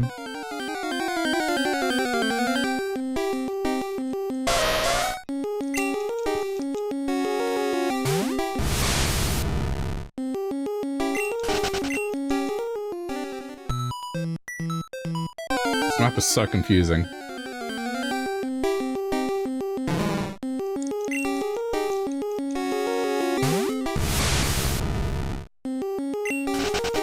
How do I go from 3 to 1? Hey, Mr. Sam, I got you playing Animal Crossing, huh? Oh, shit, here we go. Alright, this is what I was after.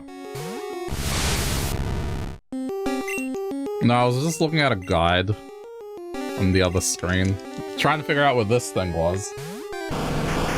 But I just ran into it, so never mind now.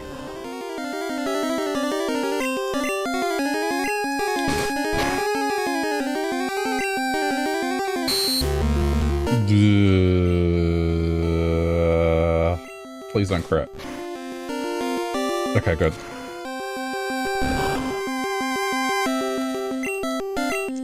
Alright, I'm gonna get rid of the Pokeballs, because I don't need them anymore.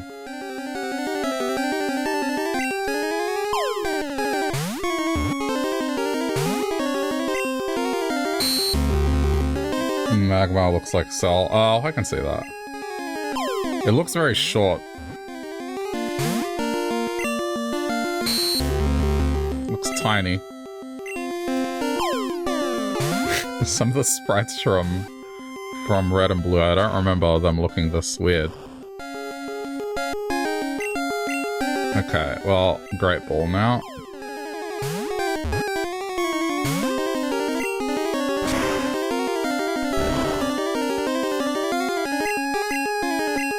This is why I picked up the Ultra Balls, just in case.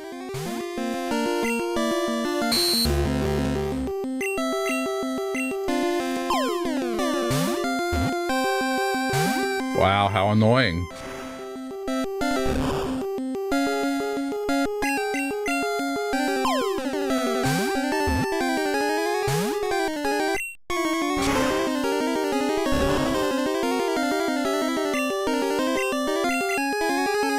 Shit. Ah, come on!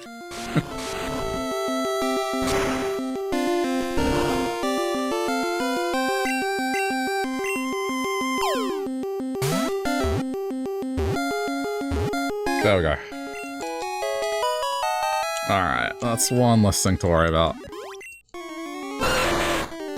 Its body always burns with an orange glow that enables it to hide perfectly among flames. Okay, I mean, if I really want to, I can catch Muck, which would save me training. Well, this is a rare spawn.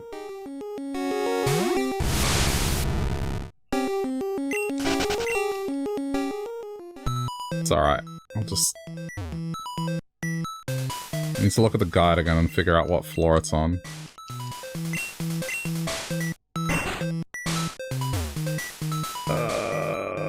Hold on. Muck... 10%... Yeah, it's floor 3, so floor 3. So...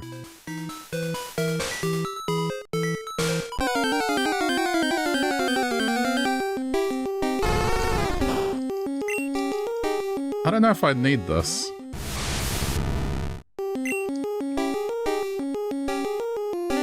This will most likely murder it.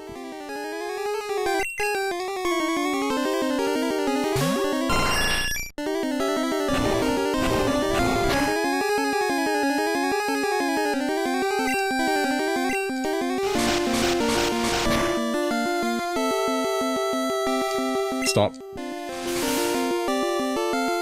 You've been here 2 minutes and 10 Pokemon matches happened. I mean, that's just this game. And most of them, just running into wild stuff is very common. Alright, well I got it anyway.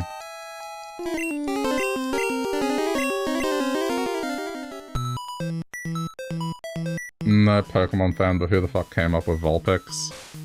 There's a reason, I forgot what the reason is.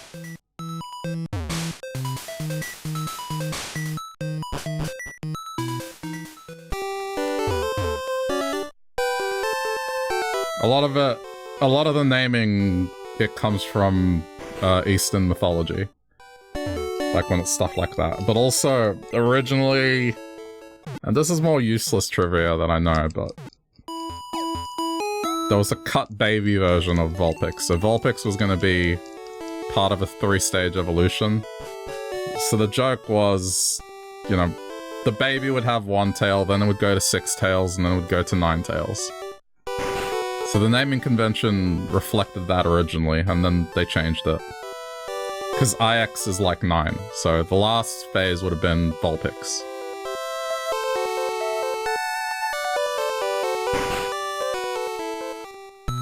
So it was like Vulpy, Vulp-V, and Vulpix.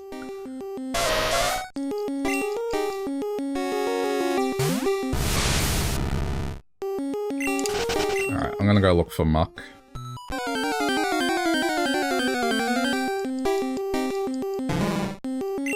I sure know my useless trivia.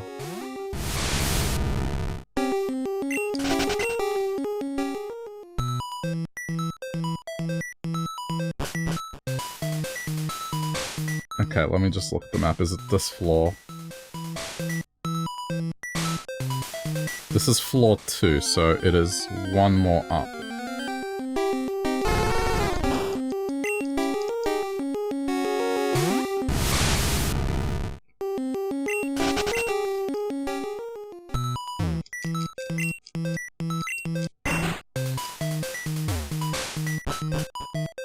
Okay, this is floor 3, so if I hang out here, I should run into Muck eventually. It'll be 15% chance.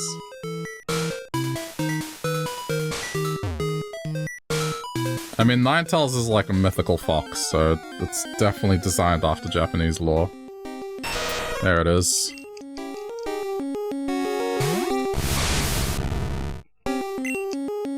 Okay, now I've gotta do my best not to murder it.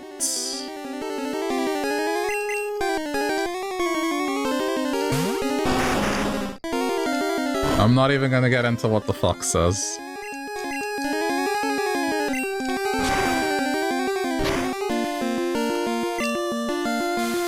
I've since learnt about what that was.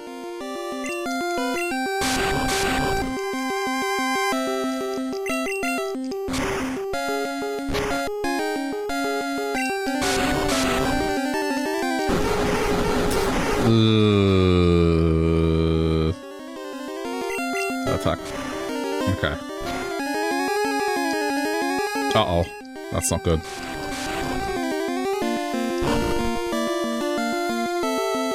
I don't want it to faint.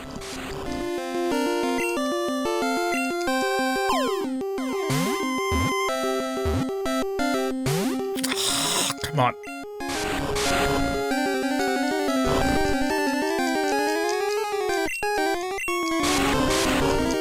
It means I gotta get it in the next 2 turns or it faints. Dick! I might have to throw an Ultra Ball at it.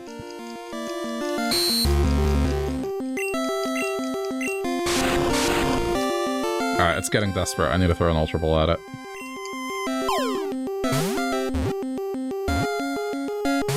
Oh, come on! No!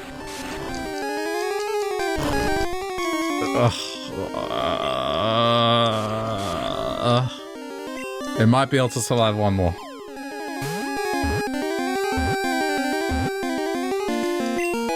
Alright, got it.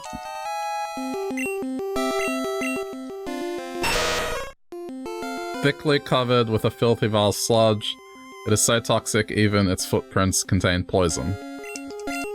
And if you spell it backwards... What?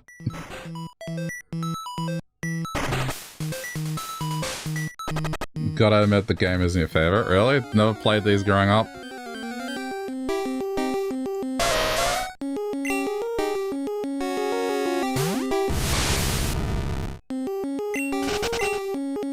Never? Man.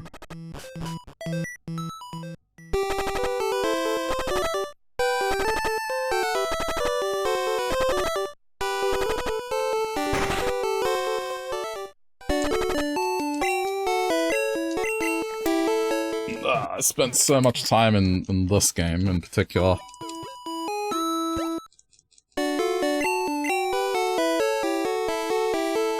I mean, it wasn't just the games, it was like, there was the anime.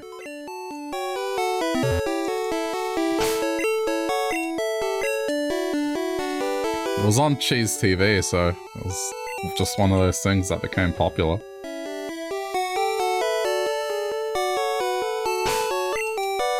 Okay, well... I'm almost at the point where I don't need blue now. Now I'm almost ready for trades. Hated that show. I mean, hate's a strong word for a kid. I got the key, right? Please tell me I brought the key with me. Okay, I did. But I will admit that the main character pissed me off after a while.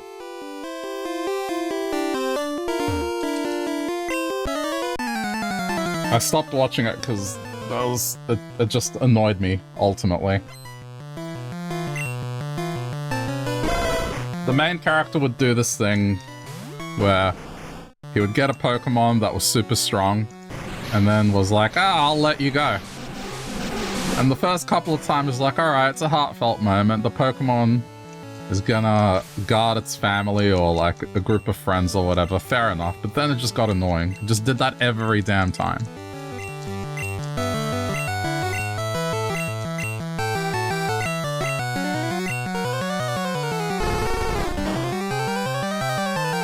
Yeah, it was between 7:30 and 8, so I could watch Pokemon, but Dragon Ball I would have to tape. Because I could watch maybe 10 minutes of it before I had to get to school.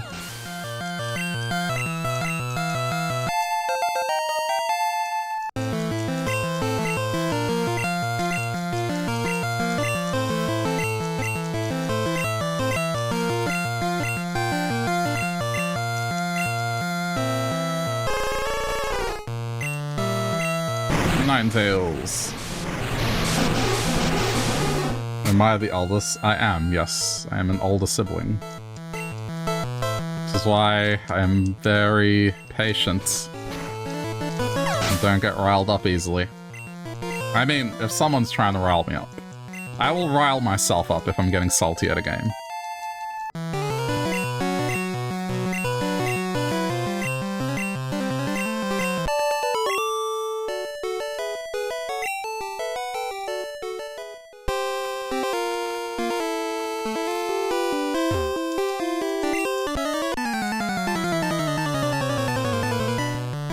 You're the eldest, everything annoys you. Eldest of how many? I don't know, I just... Nothing really annoyed me, it's just... I found it easier to laugh too. Oh, okay. Well, I'm the eldest of 4, so...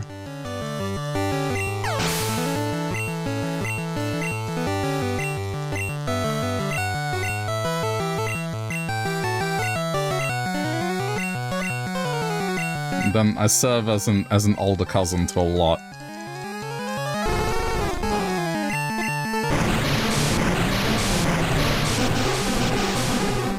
Very competitive with 10-year gap. I had that gap with my 2 youngest brothers. Like, one was a 10-year gap and the other's a 12-year gap. So when I was a teenager, I had to look after them a lot.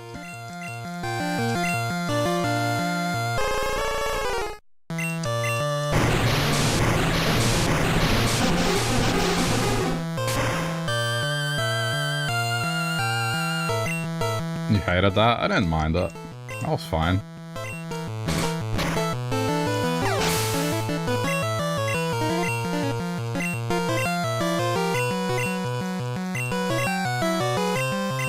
I think the only thing I disliked was just the whole rhetoric of,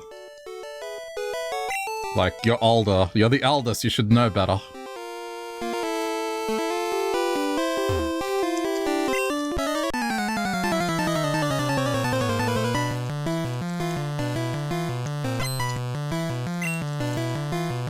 Reasons why you hate children, aren't you? Oh, but you're not teaching kids though. You're teaching adults, right? I guess that's a difference. Did you have to do any teaching rounds with kids?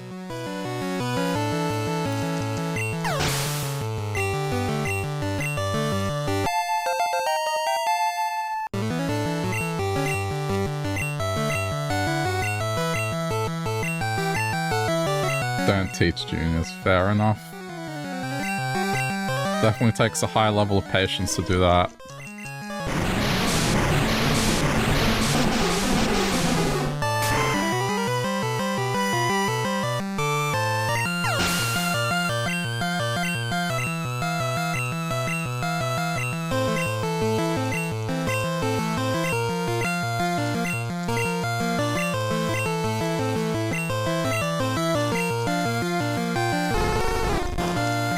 Gotta get through these next 2 gyms, and then I have just one thing to catch, and then I can get into training to red.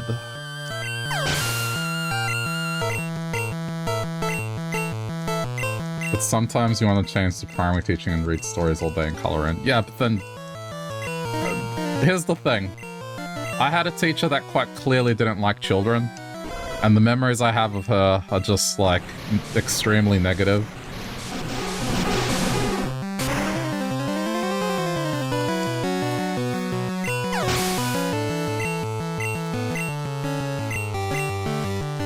Instead of just ignoring stuff, like kids being kids, she would just try to ban things. I don't know if this was a thing in New South Wales, but was there a security company called Chubb Security? I don't know if this may have just been a Victorian thing, but... of course. Okay. So... I don't remember how it started. All I know is there was a period where everyone was saying Chubb alarm. I don't remember why.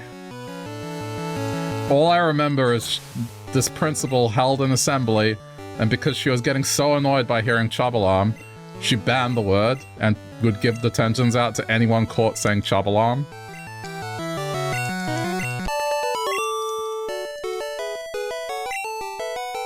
And I remember one of the teachers I had, like, I just heard him talking to one of the other teachers. And he was like, man, they're just being kids. Like, they're not saying a bad word or anything. She's just finding it annoying. I think she doesn't like children. And you know what? I'm positive she didn't.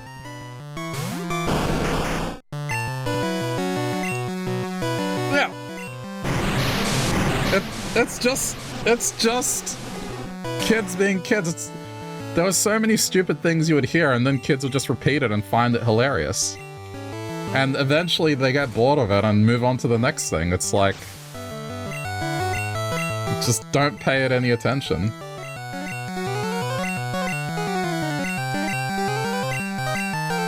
But it was... just imagine like a bunch of little kids running around screaming, Chubb alarm! Chubb alarm! Chubb alarm! Chubb alarm! That's all I remember. I don't remember why or how it started. It just was a thing.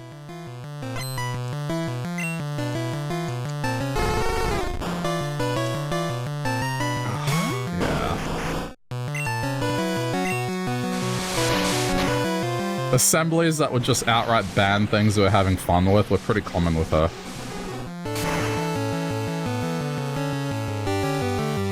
That was pretty much her thing. Instead of just ignoring or just letting kids be kids, she just, if she found something annoying, she would ban it. And she'd spend 15 minutes, like, explaining why she was banning it. It's just like, we know why you're banning it.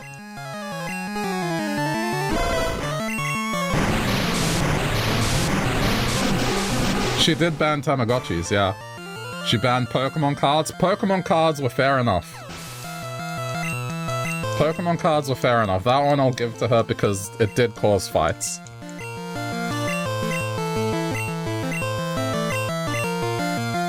At the time, it was like so disastrous. It was just like, man, she's mean. But in retrospect, I understand the decision. There was some pretty bad fights when it came to that shit. Because you had those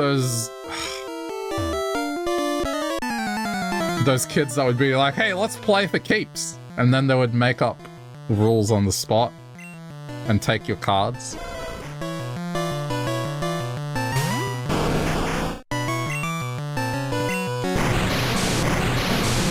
Shove alarm was great.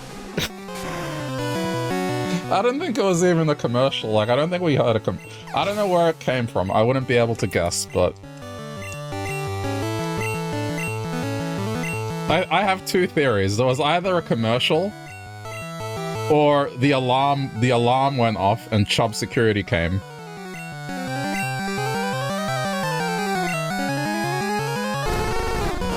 It had to have been one or the other. Don't think it ever had ads. I don't remember, that's the thing. I would have been 7 or 8 at the time when it happened. I just remember the word getting banned.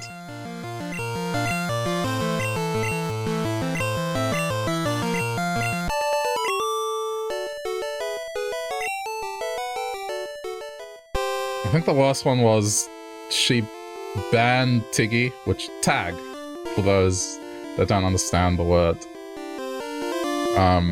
Because we used to play the group version of it where, you know, one person would start as being it, and then anyone that they tagged would join the it team. And so the whole thing was, it was a game of survival. You had to survive the whole lunch break and try not to get tagged. And it went on an honor system, like you had to do the moment you made eye contact with someone, you had to make a sign to show whether or not you were it. And if you didn't show it within a certain range, it wouldn't count. So she banned that because she said it encouraged gang mentality. That was her reasoning.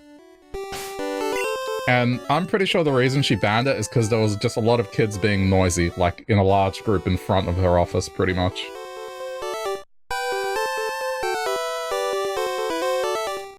I'm pretty convinced that's the reason she got rid of it, because it's harmless. We were just noisy as fuck.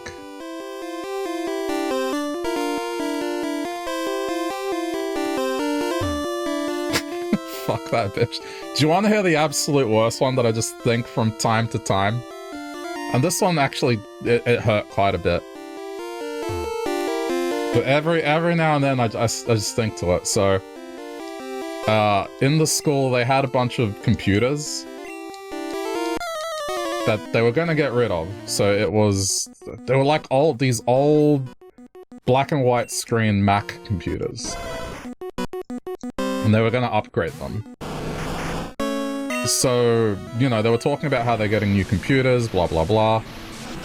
And a few of the parents wondered if they could have the computers, right? So she probably got asked a bunch of times, and she said no. So my dad went to ask her, and he was willing to pay for one of them. He was like, you know, I'll give you some money for it. Just, you know, my kids are interested in that stuff. Still said no. So we lived across from the school, and one evening, he noticed that she was ordering, like, the cleaning staff to take out the computers to the dumpsters. So my dad was like, okay, I'm gonna go check the dumpsters later, and we'll see if we can get one. He went to the dumpsters, he came back, and he just had this look of just extreme disappointment on his face. So not only had she thrown the computers away, but she got them to smash the monitors, so then they were basically useless. So that in the dumpsters, there was just, like, 10 to 15 computers that she was like, nah, not gonna have them. Just smash the screen in. Did Blaine just use a potion on a fully healed Rapidash? But the point is, the reason I think back to it is because the computer that I had growing up, it's pretty much the reason I'm in the job that I'm in. It's like I've had that interest ever since I was a little kid, like digital art, just anything computer related. the first time I saw one, I wanted to, you know, learn more about it. And so my dad eventually saved up for a computer for us, but this happened 2 years before we got the computer that we ended up having. So I always think, like, what would have happened if she wasn't the way she was and we had a computer 2 years sooner, you know? But yeah, she was a teacher that quite clearly didn't like children. Like, I'm sure she liked the idea of them. It's not like she hated kids, like, it's more when children were being children, she couldn't deal with it. She just found it annoying. Like, would only take children at their best and not their worst, which is kind of shitty.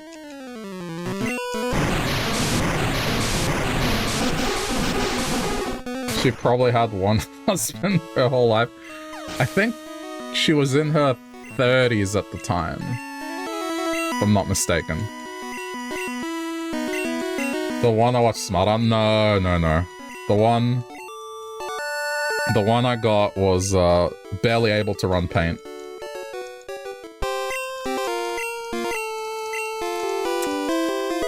Yeah.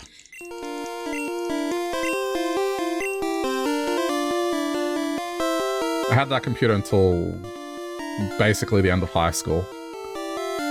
I used to get given PDFs and Word documents, and I had to say, I can't... Can you give me these printed out? Because my computer can't run Word. It can't run Acrobat Reader. That's the kind of computer I had for a very long time.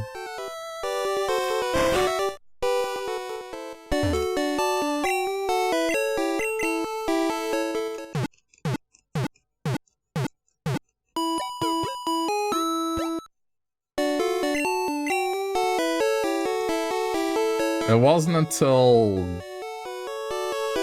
I pretty much got a job. That's when we got...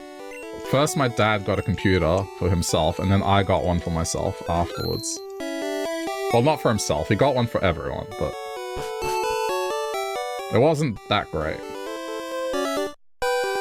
He had one that wasn't amazing, but you could watch movies on it. Yeah, I couldn't do that. It barely ran anything. Like, DOS games were probably as good as it got, and even then. But it taught me a lot about computers. And at school, I would use them a lot. I'd learn more. And then when I lived with my uncle and grandma for a while, they had a much better computer. So that's where most of my time into computers went.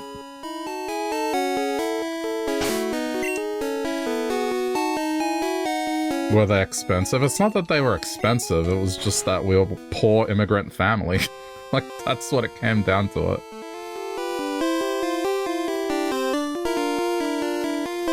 Refugee family.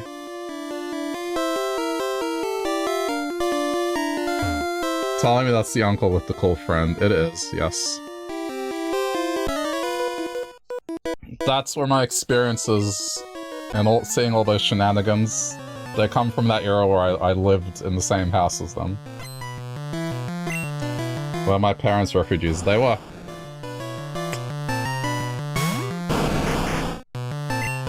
They were specifically looking to, yeah, hurt my dad. I didn't know about this until, like, I was in my mid-20s. This topic just suddenly came up one day when they had some family friends visiting from overseas. So, and then it just they just casually talked about all that.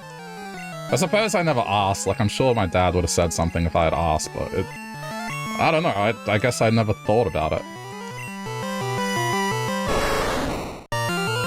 Were I born here? No, I mean, I don't mind answering personal questions as long as it doesn't go too far. Like, I'm alright with it, but I wasn't born here. But, you know, I was 3 months old when we came to Australia, so... The first 5 or so years of my life didn't really know any English. And then I learned English, so... And also had to attend these classes to correct how I spoke. Because I spoke too quickly and had a bit of an accent, and then they fixed that, so... That sounds horrible when you say it. It's like, oh no, they had to fix it, but...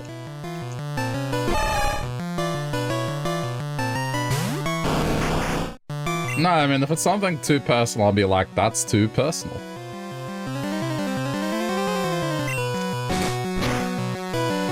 But I've talked about the fact before that, you know...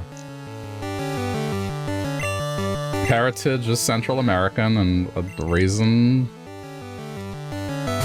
sometimes I goof up is because English was a second language, and sometimes it does happen where I'm like, shit, what is that again?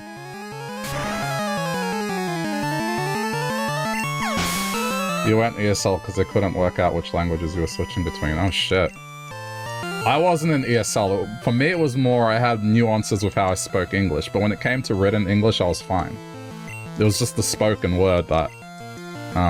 pretty much it was, if they couldn't correct it, then it is what it is. It wasn't going to be disastrous, but... like, I was fine otherwise.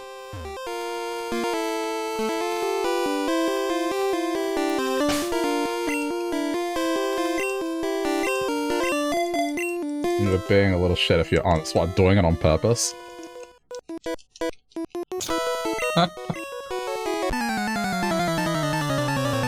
Certainly painting a picture.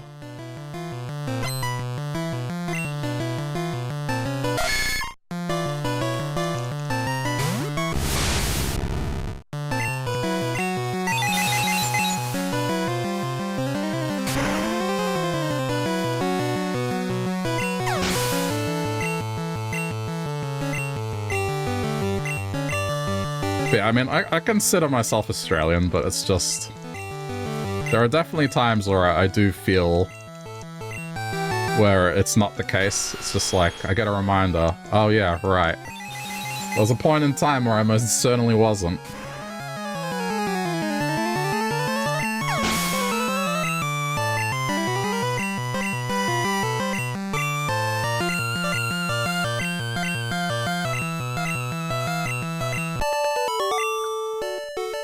If literacy was boring or maths wasn't hard enough in infant school, you'd be a pest. I was kind of the same.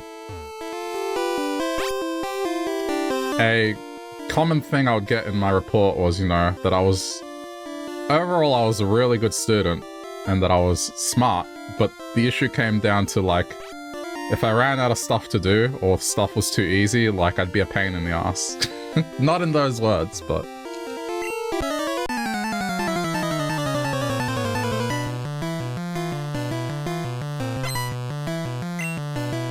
you know, I feel like that's the sentiment they were trying to express.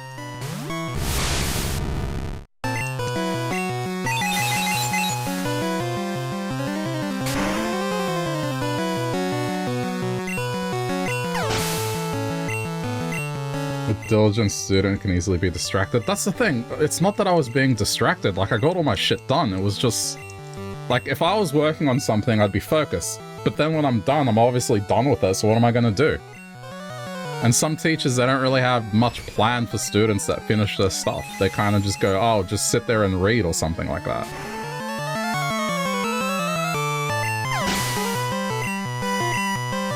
I had a couple of teachers that did have stuff prepared for students that, that finished work. Like one in particular, had some exercises to do on the computers and stuff, so...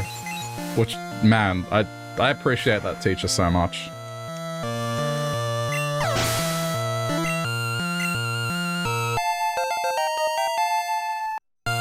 Like, that dude went out of his way.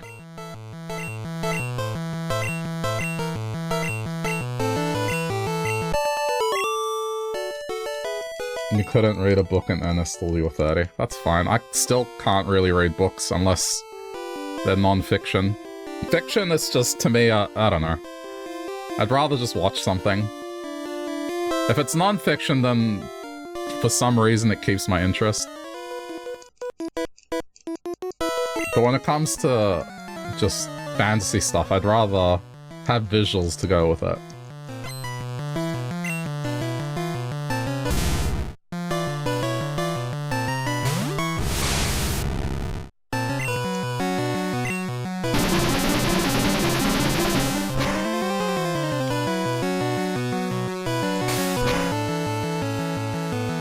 Ah, shit.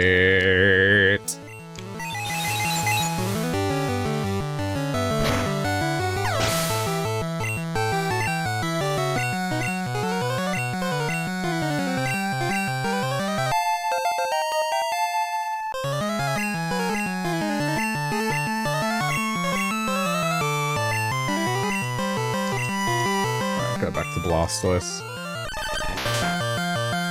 Got a box set on Spectre Montalbano? I don't know who that is.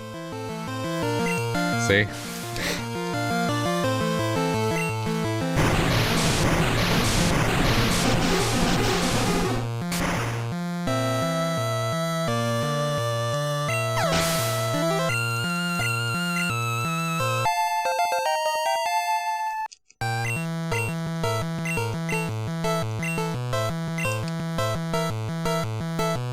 I think these moves are fine.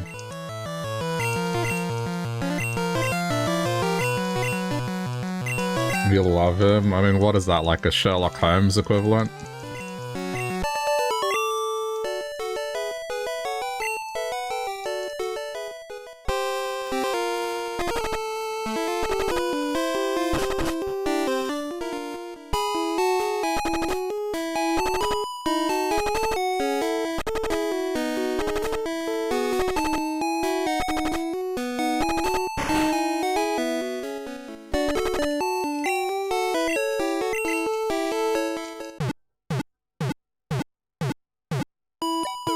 I'm not sure why I'm fighting all the leaders. I guess on the off chance that I need to do more in this.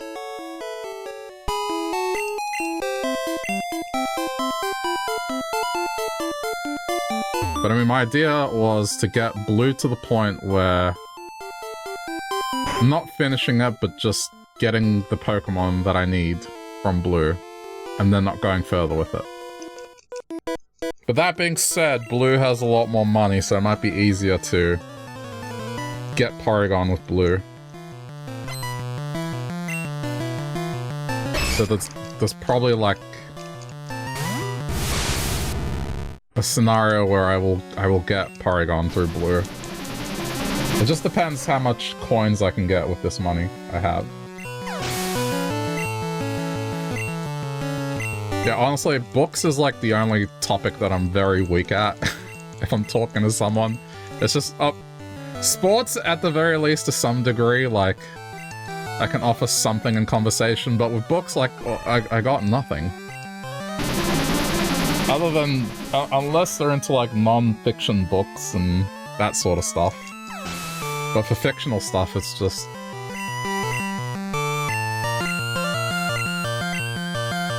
I don't... It's not something I read. I can only relate, I guess, if it's a TV show that I've watched. And then it's like, oh, how are the books like? What are the differences?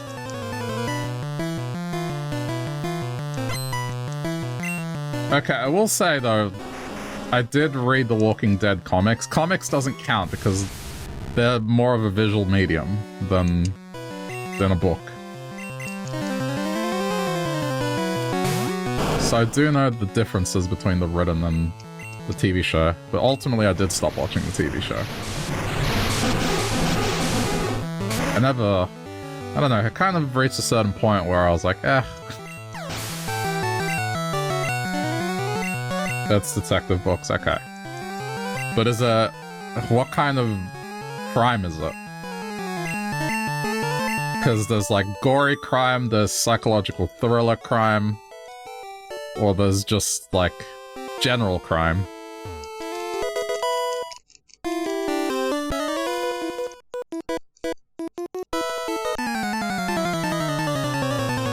Or like National Treasures. Disney crime.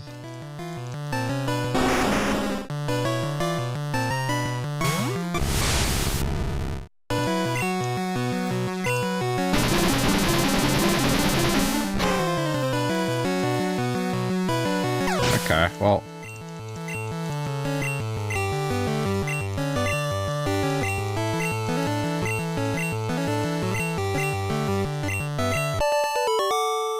Montalbano is a police chief in Sicily, so murders, mafia, theft, people smuggling, drugs. Oh, it's Italian, okay.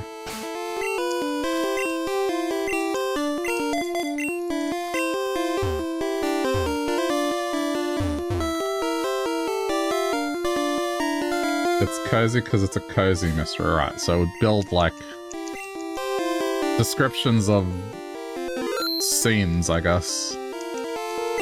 Landscapes, I don't know what to call it.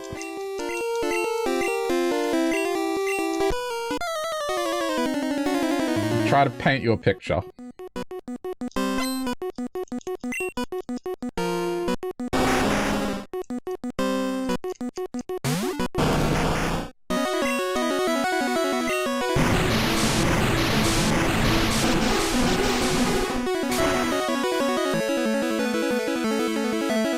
Speaking of Italians and murder, I'm about to murder Giovanni's team.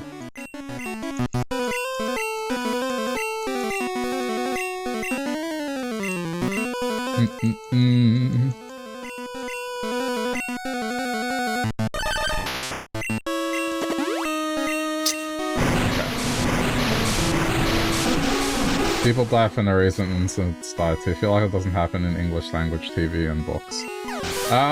Have you ever seen The Wire? Out of interest? No, you should. I think you would enjoy that. So The Wire is a cop show, but the difference is...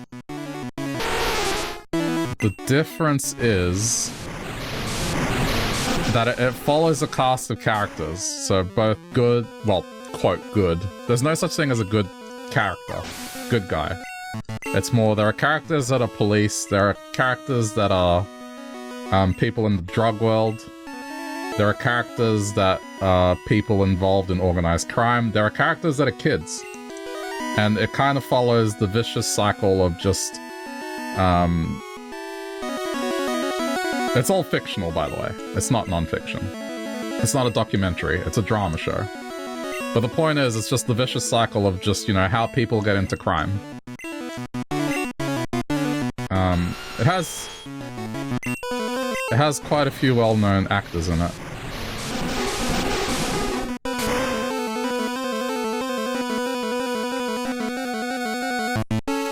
Like, it has Idris Elba in it. It sounds depressing. It is pretty depressing. Some of the stuff that happens is just, man. Because the thing is, some of the characters in that show, particularly, because every season they follow a particular part of society, so, you know, in the first season they do the streets, in season 2 they do, like, the docks, so it's all got to do with, like, unions and that sort of stuff. And then in the 3rd season they go to schools, and that's where, like, some of that shit hit home a little. It was just... I knew people, like, in the TV show. Or characters similar to them.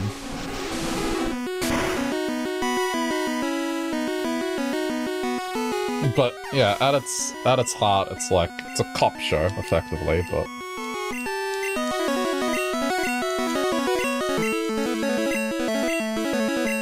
it's like tense drama.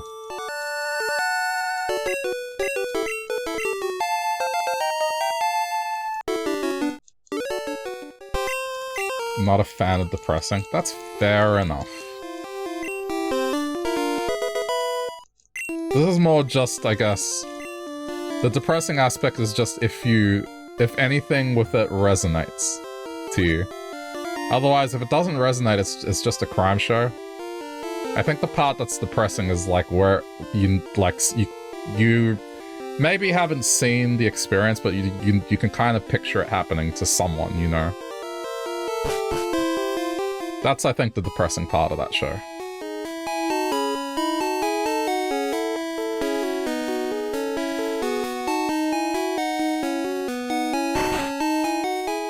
But it's a very good show.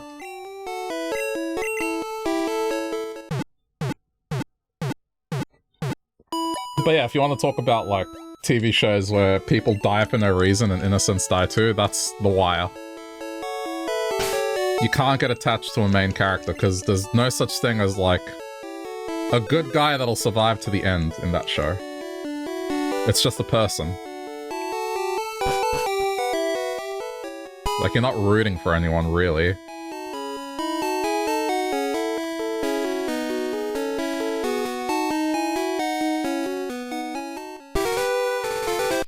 Okay, so he usually sends out Pidgeot, which I guess I got Ice Beam. Alright, this is the right move.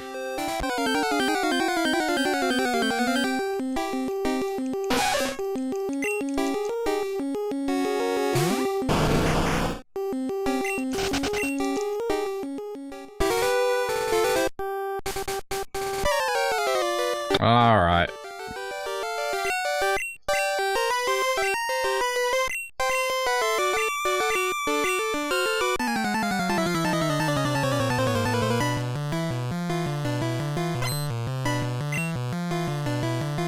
You like Agatha Christie? I've heard the name, don't know what the stuff they're about.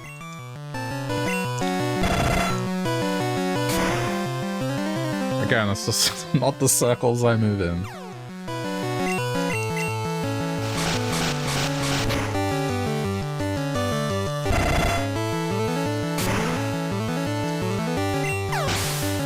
More cozy murders, okay.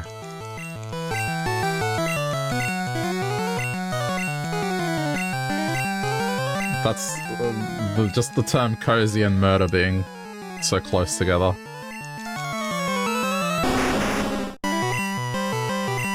Okay, it makes it sound like the murders involve someone smothering someone with a pillow. So it's like, oh, cause of death, pillow. Oh, we got ourselves another cozy murder.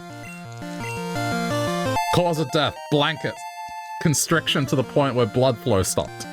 Another cozy murder.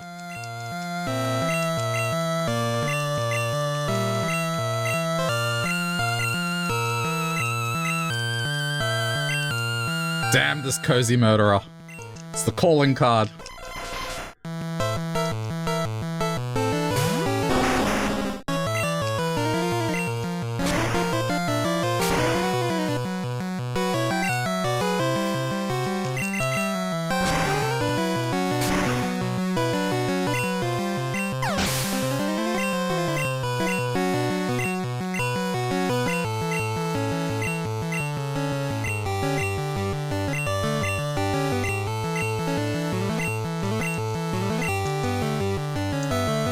Well, I can't use Venusaur against this because flying type.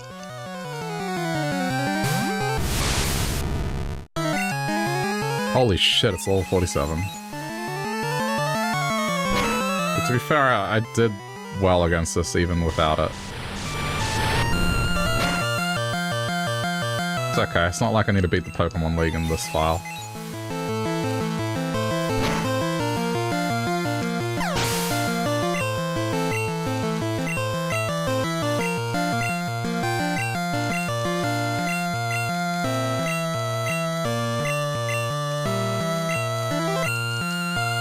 Ooh, I forgot you have Alakazam.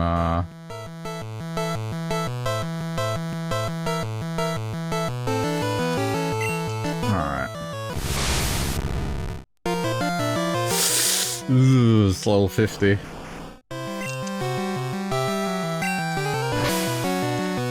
Ah! Eyes!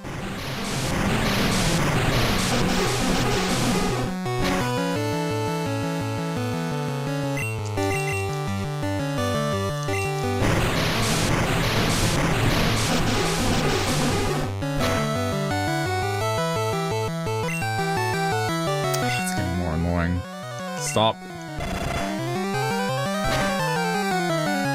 Really? Oh, you suck.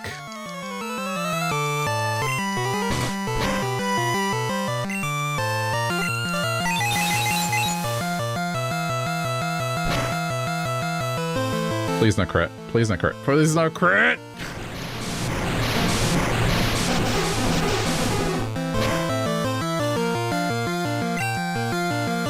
Fuck. Okay, alright, good. Good.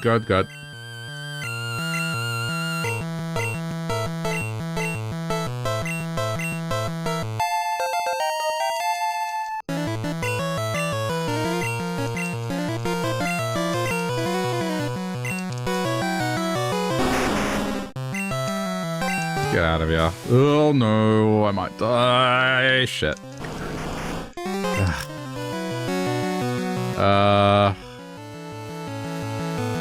I guess because it's flying. This should still work. Please? No. Baby hands, please.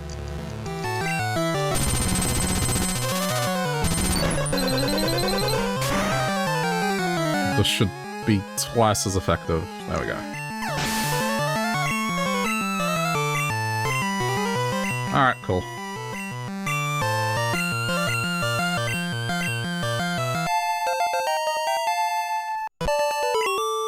Looks like more cozy murders on Pokemon. Oh, they got the Detective Pikachu franchise. I don't know if it's murders, but there's definitely a detective series for it.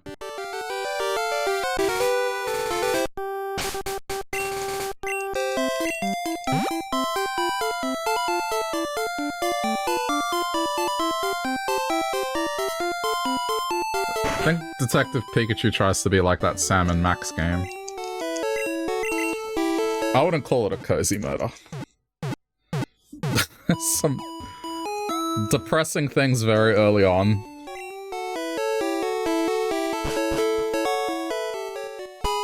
Like the baby that loses its mother. Pokemon baby. And then like the whole thing with Mewtwo and the cloning thing. They censored the first movie for this. The original plot involved a scientist who lost their child, and so started experiments on Pokemon to try and clone them, so then he could clone his dead son and Pokemon. Now, that never made it to the cinemas here, but people did find out about it. And there's a few other urban legends, like your rival from the start has a mouse Pokemon, and when you get to the point, so you have a battle with him, and then the next time you see him is at this tower where people go bury their Pokemon, and he no longer has the rat with him. So, you know, the conclusion us kids came to was, oh, why was he there? He had no reason to be there. He wasn't trying to help someone. So the only conclusion is he was there to bury a Pokemon, and the Pokemon that's missing is his rat Pokemon. So, yeah. There's a bunch of other stuff as well. Just... like, I think one of the Pokemon's literal Pokedex entry is it hypnotizes children and kidnaps them.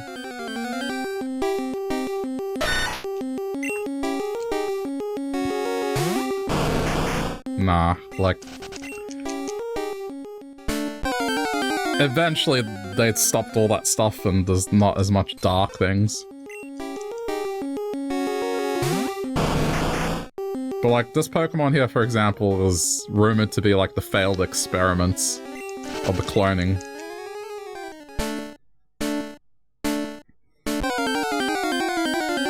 That never happens on non-Talbano.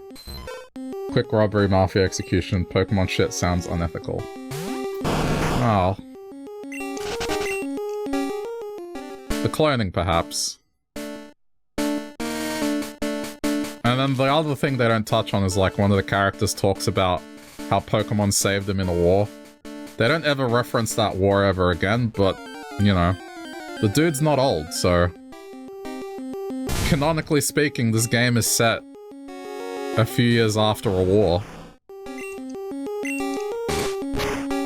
that did involve Pokemon. What? Well, they don't really elaborate on it. The dude just says he was in a war and Pokemon saved him.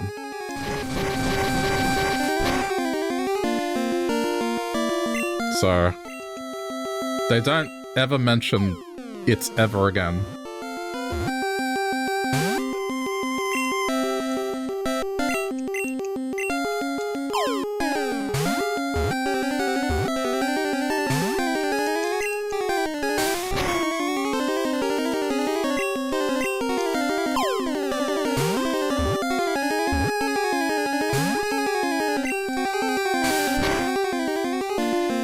I need to catch this. This is the last thing I need to catch. There we go.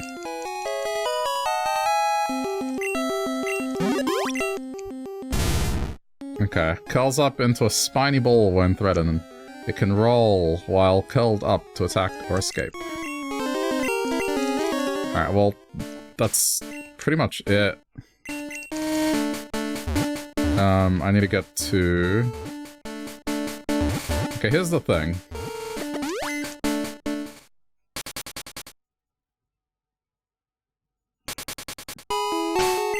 This is the wrong town. This town.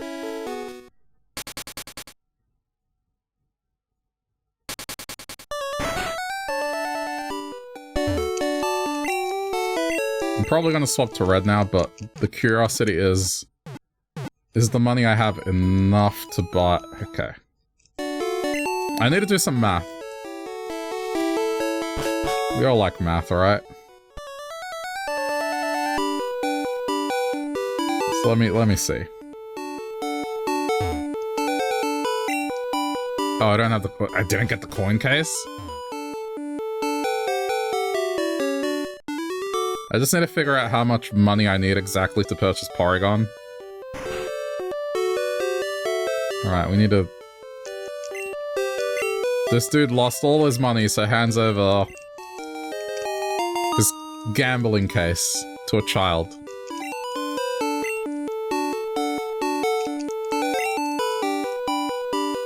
That's... yep.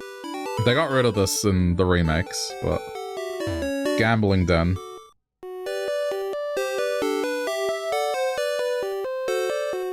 I wonder if they originally intended this not to be like a child main character. Okay. I'm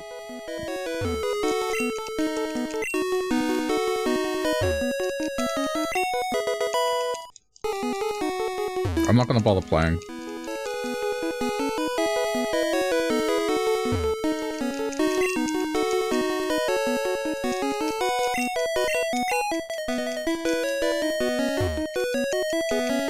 I'm having a wonderful time. You can have a wonderful time too. Just gamble.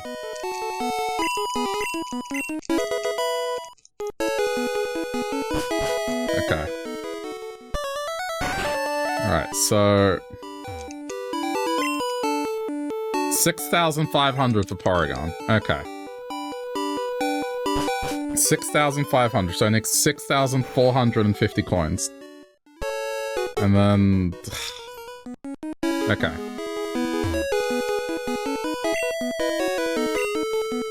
$1,000 for 50. Okay, so... Let me do the calculation.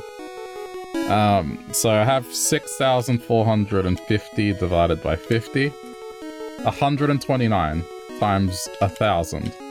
129,000. That's how much I need. I have enough. Alright, so we're doing this here.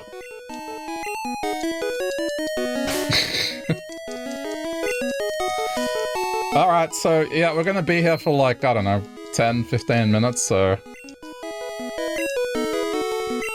This is like classic Animal Crossing.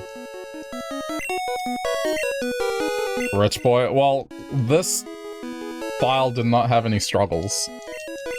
I didn't need to catch Pokemon because I was catching them all in red. And this file's team is a lot better. So I barely spent any money. On the other file, I do not have nearly as much.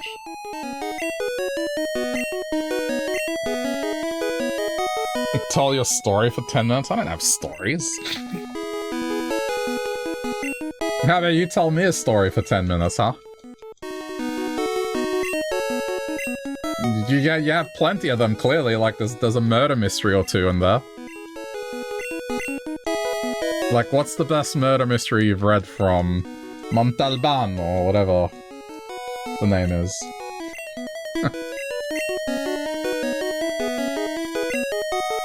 Margariti!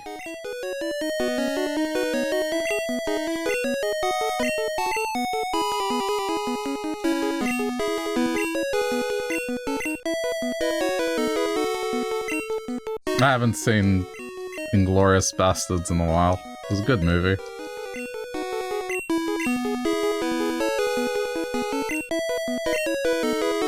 Well shit, if I got Porygon, then we're in the home stretch. I just need to... That's it. Enzo Gorlami. Buongiorno.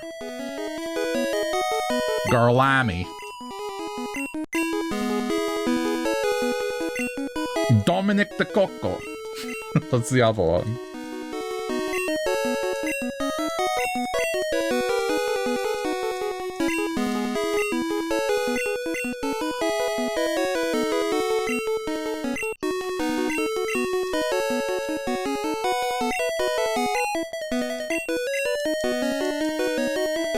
Imagine I did... Well, I guess that's why I saved beforehand, but...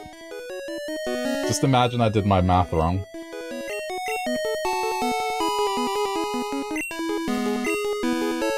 Montalbano's best story is Rounding the Mark. What is this? So, Rounding the Mark, I imagine it's like a Hitman story then. A mark is usually someone you target, right? If the naming is correct.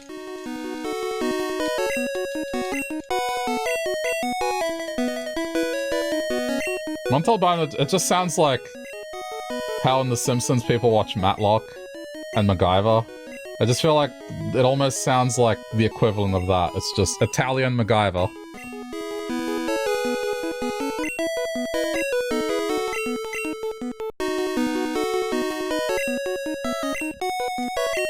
A third of the way, chat.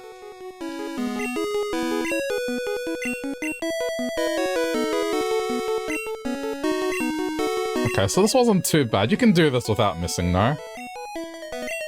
I could have probably done this in red, because if I sold the nuggets I had... He wants to quit because of corruption and an incident in Milan and Naples. He's not cool because he drives a 95 Fiat. No reference to what that is. I don't know much about cars. He's bald? I want a picture of this. Inspector Montalbano. There's a TV show about this? There's a TV show. Okay, well I got a visual. Yeah, bald dude. Kinda gruff looking.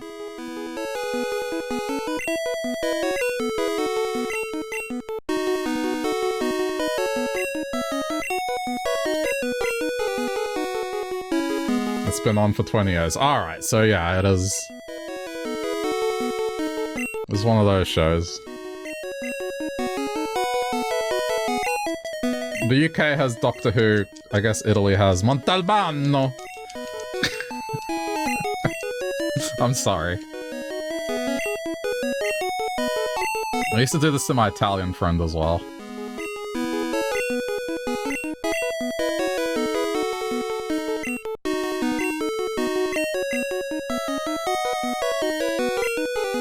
Stop shitting on your language. I do believe, when was it that you were telling me to buy maracas so I could, like, go, ay, ay, ay, ay, ay. Like, a language is fine.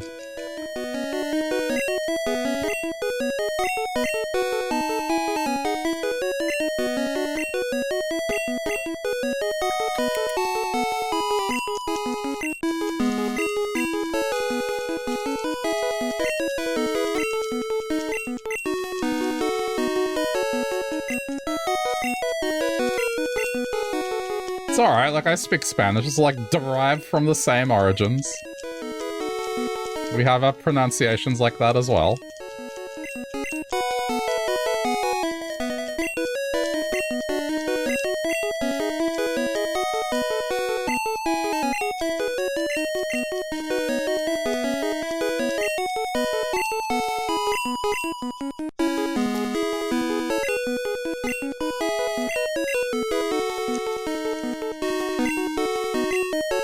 I mean, listen, one of my favorite pieces of clothing is a hoodie, and it's quite literally made out of a sack. But it's so good.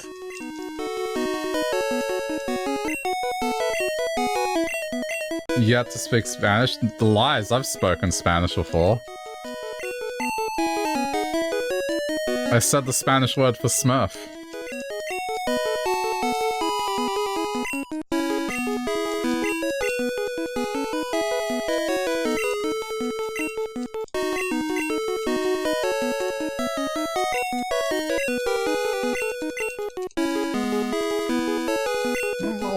Almost there.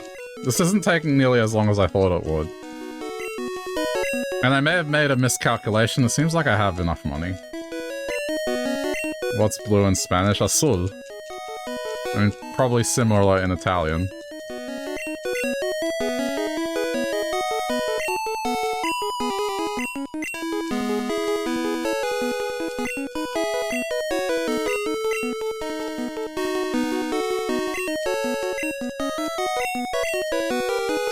Am I about to get like a Spanish test? Like, really? You're thinking mar? Yeah, that's like ocean, beach thing. Ocean, sea, beach, same thing.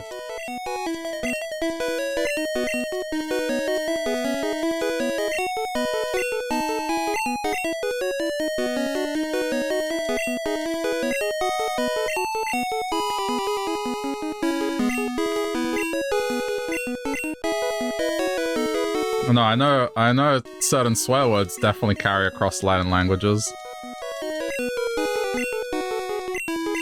Particularly the one starting with the letter P.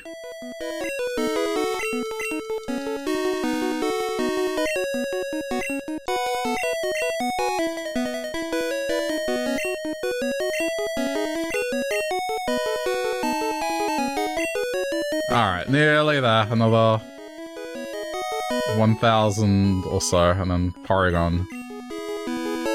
Alright, well, this is good. I was worried that Porygon was going to take ages to acquire, but it seems like it's within reason. Well, yeah, I guess that's the other thing, is like, yeah, grande, it means big, so... See? There's overlap.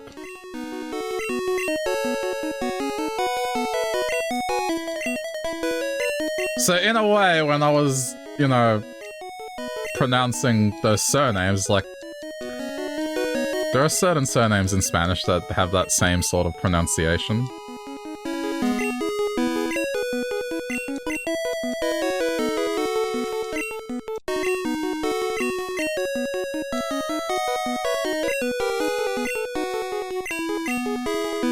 I've also learned recently that not everyone can roll their R's.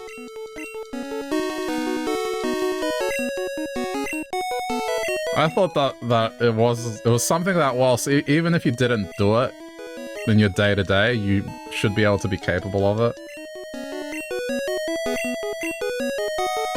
Montalbano is based on a Spanish cup called Montalban. What? So hold on.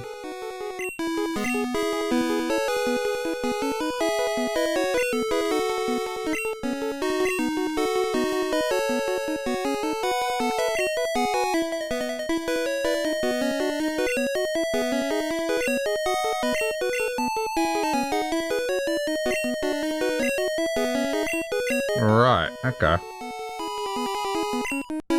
Huh.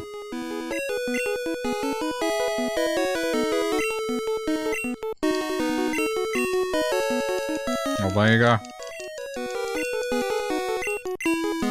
Alright, well... Alright, this didn't take 10 minutes.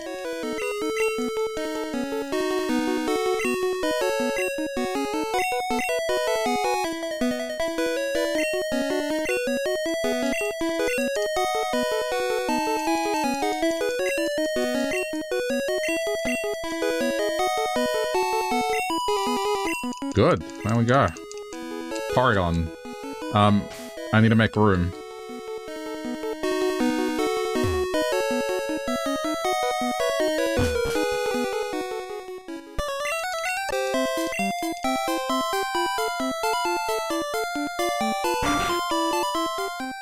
It's definitely the symbol of rich in this game, just buying it. But I can't imagine anyone wanting to gamble to get that thing. Like, that would just be irritating. Okay, I need to prepare my trade, so... what I'm gonna do is... pretty much deposit the entire team, except the ones that I'm trading.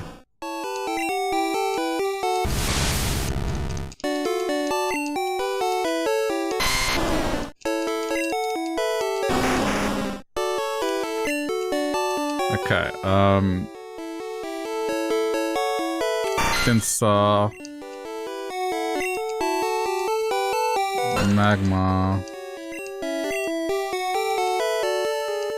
Muck,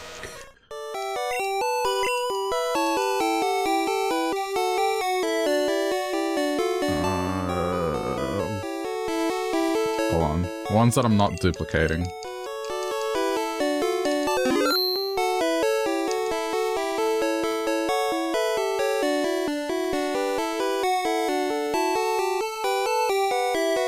I think I traded Mankey.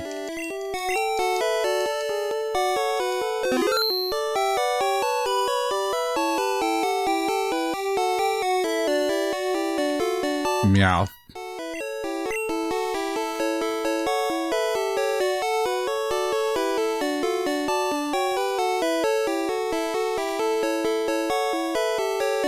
Okay.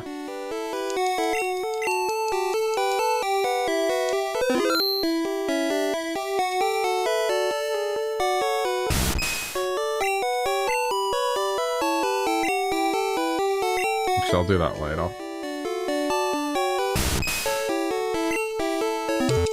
Porygon first. The thing that I just spent so much time making room for.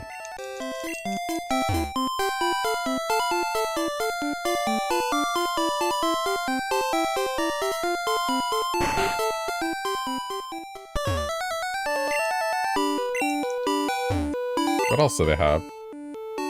Oh, you can buy an... you can just buy an Abra? Are you kidding?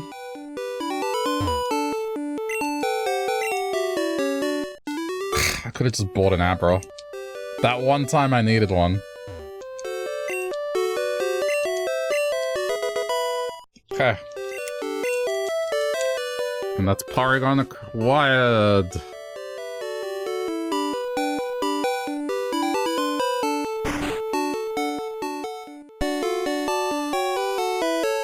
Okay. What's the Pokedex for Porygon? May as well read it now.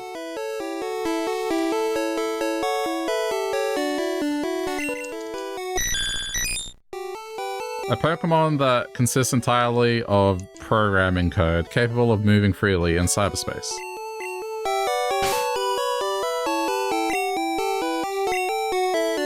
The bald character is Montalbano.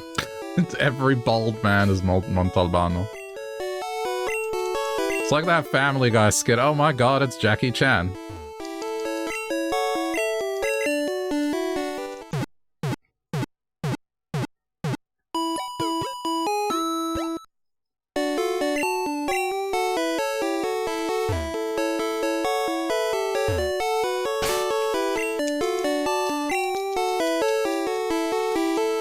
Okay. I'm gonna swap over to red now. So give me a minute.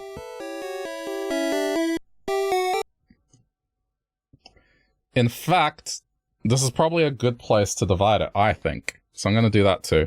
So I'm gonna say, if you're watching this later on YouTube, this is where I'm going to say thank you for sticking around to the end. And this will continue next time, as I just noticed the VOD is like 3 hours long already. And I'm not done, so you'll be able to catch the rest of this at some point. But yeah, if you want to support the channel, remember to click buttons like the ones that have that thumbs up icon. It does help out a lot, so thank you to those that do that. And if you want to watch me play something in the meantime, I'm sure I remembered to put the overlay with 2 other videos, so hope you check them out. But yeah, till next time, bye YouTube.